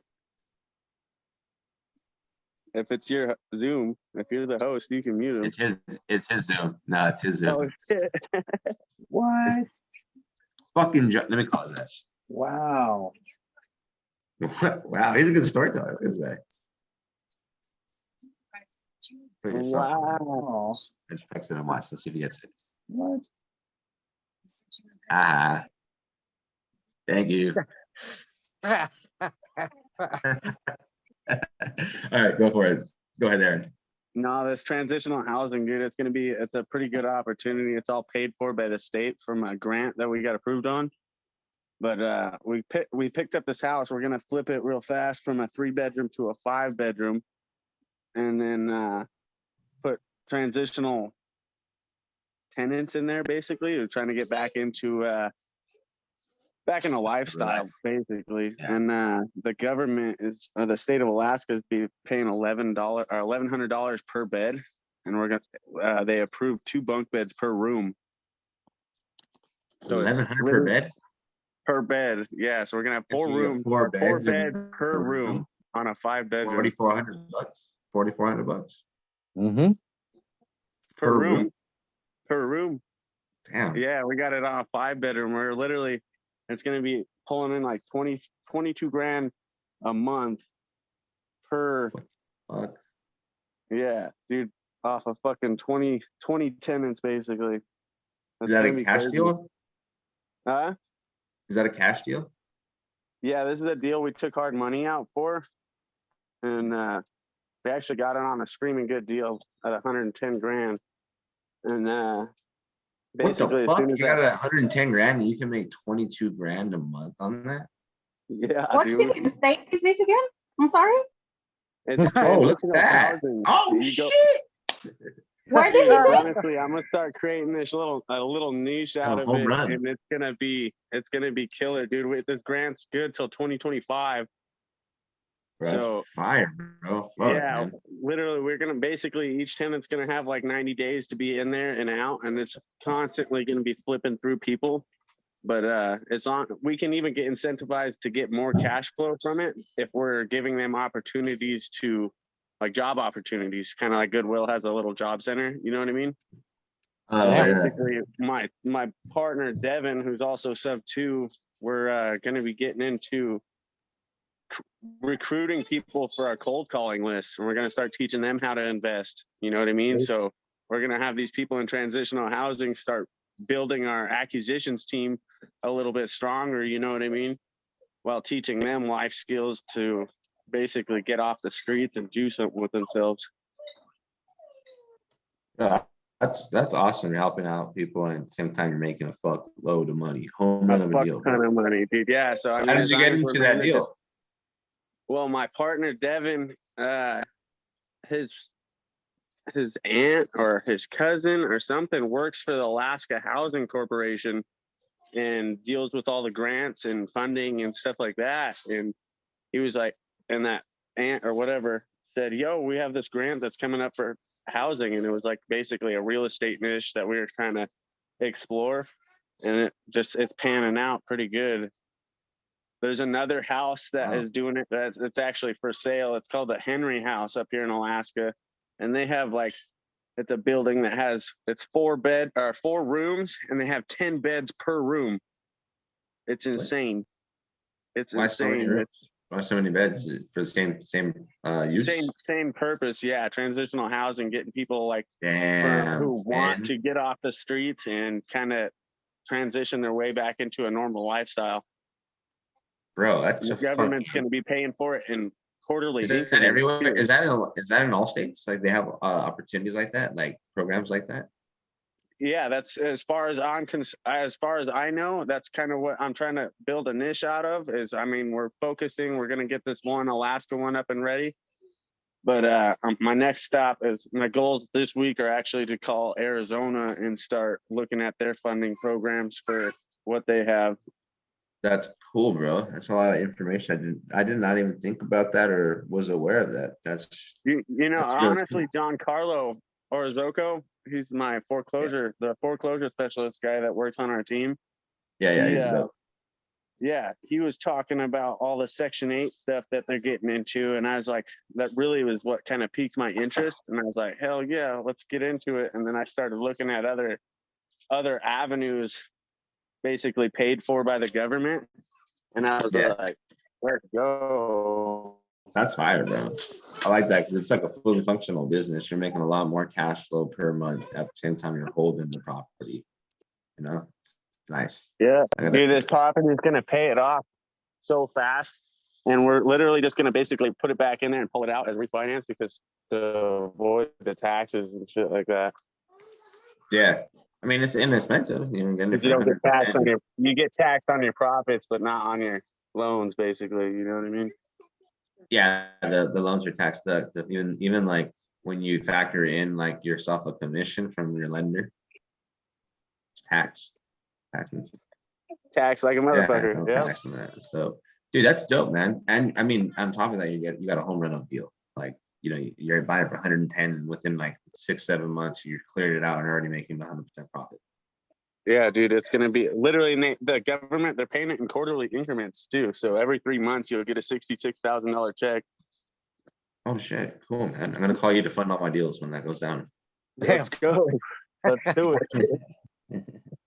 Why not? And hopefully that's just the beginning, dude. I got a buddy up here in the military. He's got a couple houses in the same neighborhood as that house that I'm talking about, and he's getting shipped out to Texas. So hopefully I can sub to his properties. That's awesome shit, bro. That when you get more knowledge on that, dude, let me know. Maybe you can even educate some of us on that. Absolutely. That's the goal, because I want to kind of create something out of it. That way I can give it back to the community, dude. That's some pretty good return. And it's leverage too. A lot of once people see the value you bring, or you have additional strategies, or you're good at closing, you leverage yourself. Others will bring you leads, bring you opportunities. You already know that though, but it's just like, that's what I'm trying to do. It's a plus. It's a win-win on those things. Absolutely. This deal was actually brought to me by a wholesaler who had originally had it locked up at 180 grand, and I got him down to 110, and then that's where we signed the papers. We should literally Anchor Loans, who are hard money loan, lender. We should be approved by that in the next couple of days. We're just waiting for that scope of work to get put in. Dude, good work. That's Hell right. yeah, it'll be dope. And Ridiculous. that's a big thing up in Alaska, man. We can't find a title company to save our lives to do sub two deals.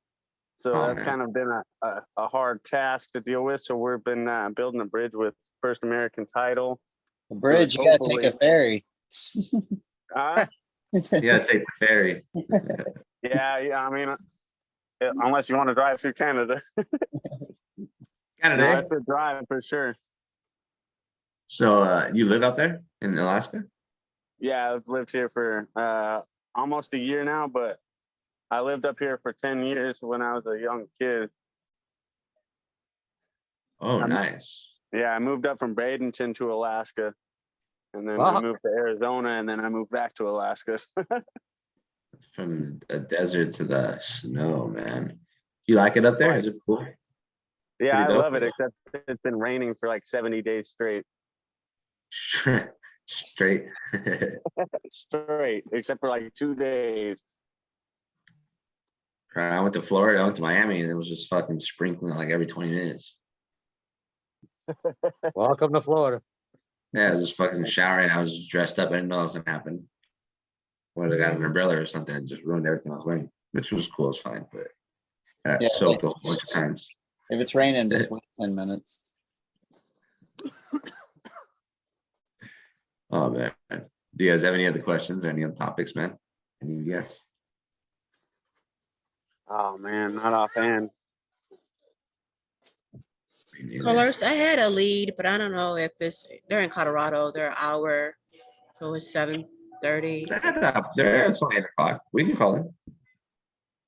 Okay. That's who I was thinking about. It was you. I was saying Michael. Me, you forgot about me.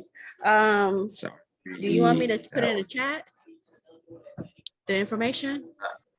Yeah, you can put it in the chat. Okay. Okay, give me 1 second. Carrier pigeon. I'm just playing. Carrier pigeon. We should get one of those. We'll send messages back and forth. I got 2 in my yard now. You want them? Sure. Send me some money with it. Yeah. Like Mike Tyson right there.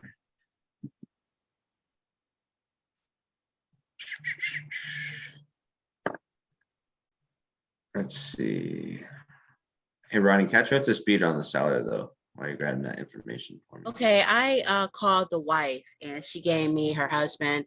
It's absentee owner, high equity. I didn't get a chance. I didn't talk to she didn't know anything. Well, she didn't give me any information.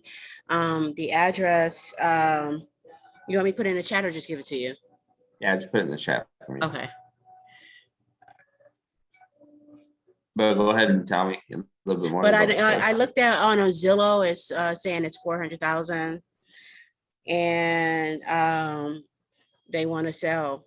But she says she didn't really have too much information to talk to her husband.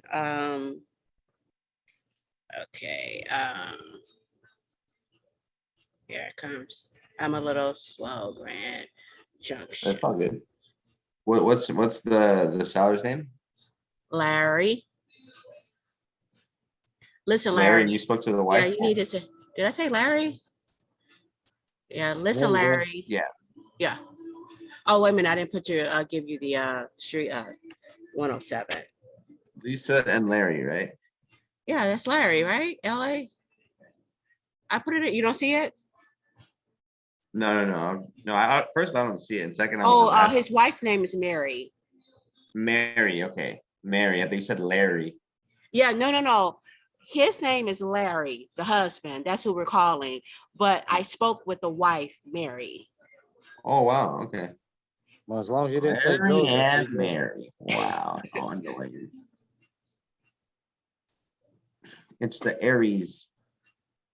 All right, guys. I didn't get that information. Did you? I don't see it in the text messages. Oh, did I not put it? Wait a minute. Maybe I don't have it to everybody. You can text it to me if you want. I mean, it don't really matter. Okay, Like, maybe, okay, I don't have it to here. Okay. I have it to Chris. Sorry, Chris. Here you are.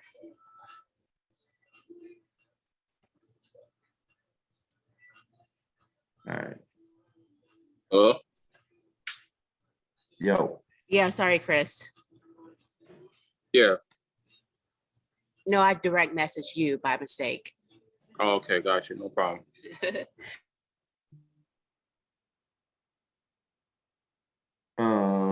What is is that 107 Glade Park?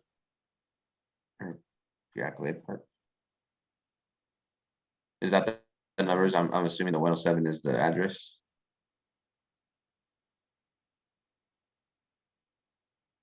Ronnie?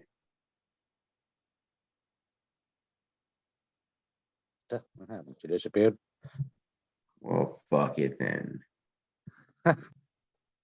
Let's just go ahead and find out. I'll go find out. 107 Glade.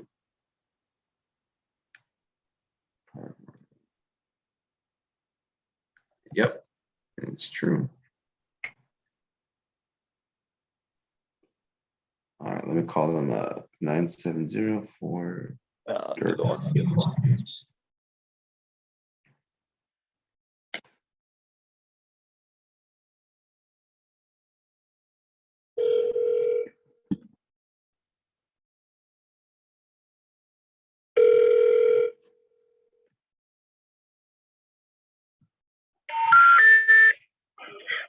Hi, you have.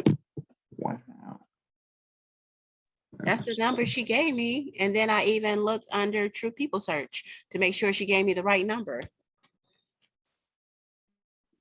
Oh, hey, don't worry, it was my fault. Human error, human error. Here we go.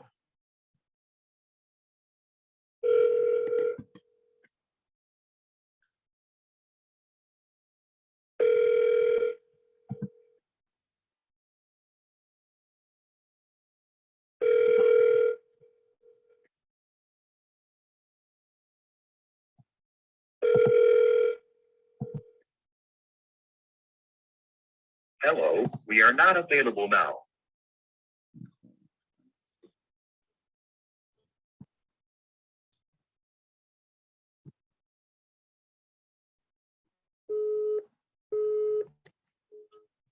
All right, well, let me try it again.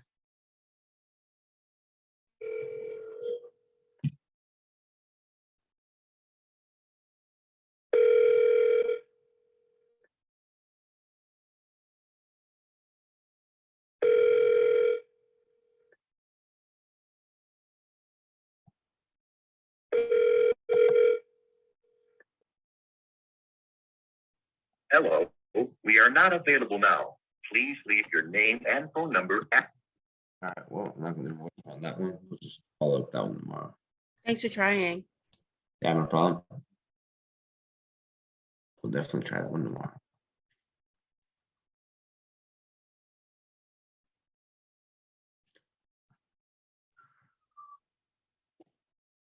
You guys have any scenarios you guys need help with, or I guess let's do some Q&As and just get some questions. I guess I'll cap it off here in a little bit, but just curious, do you guys have any questions on anything you guys need help in any certain scenarios? Let me know.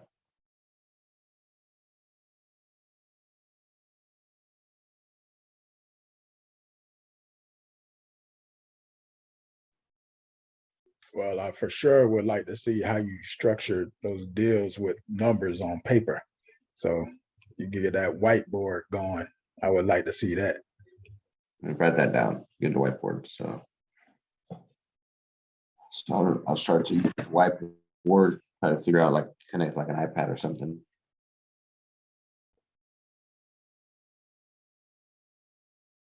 Yeah, you can do that. You can just connect an iPad on there. You guys will literally fucking learn so much once I make it easier like that. So much easier.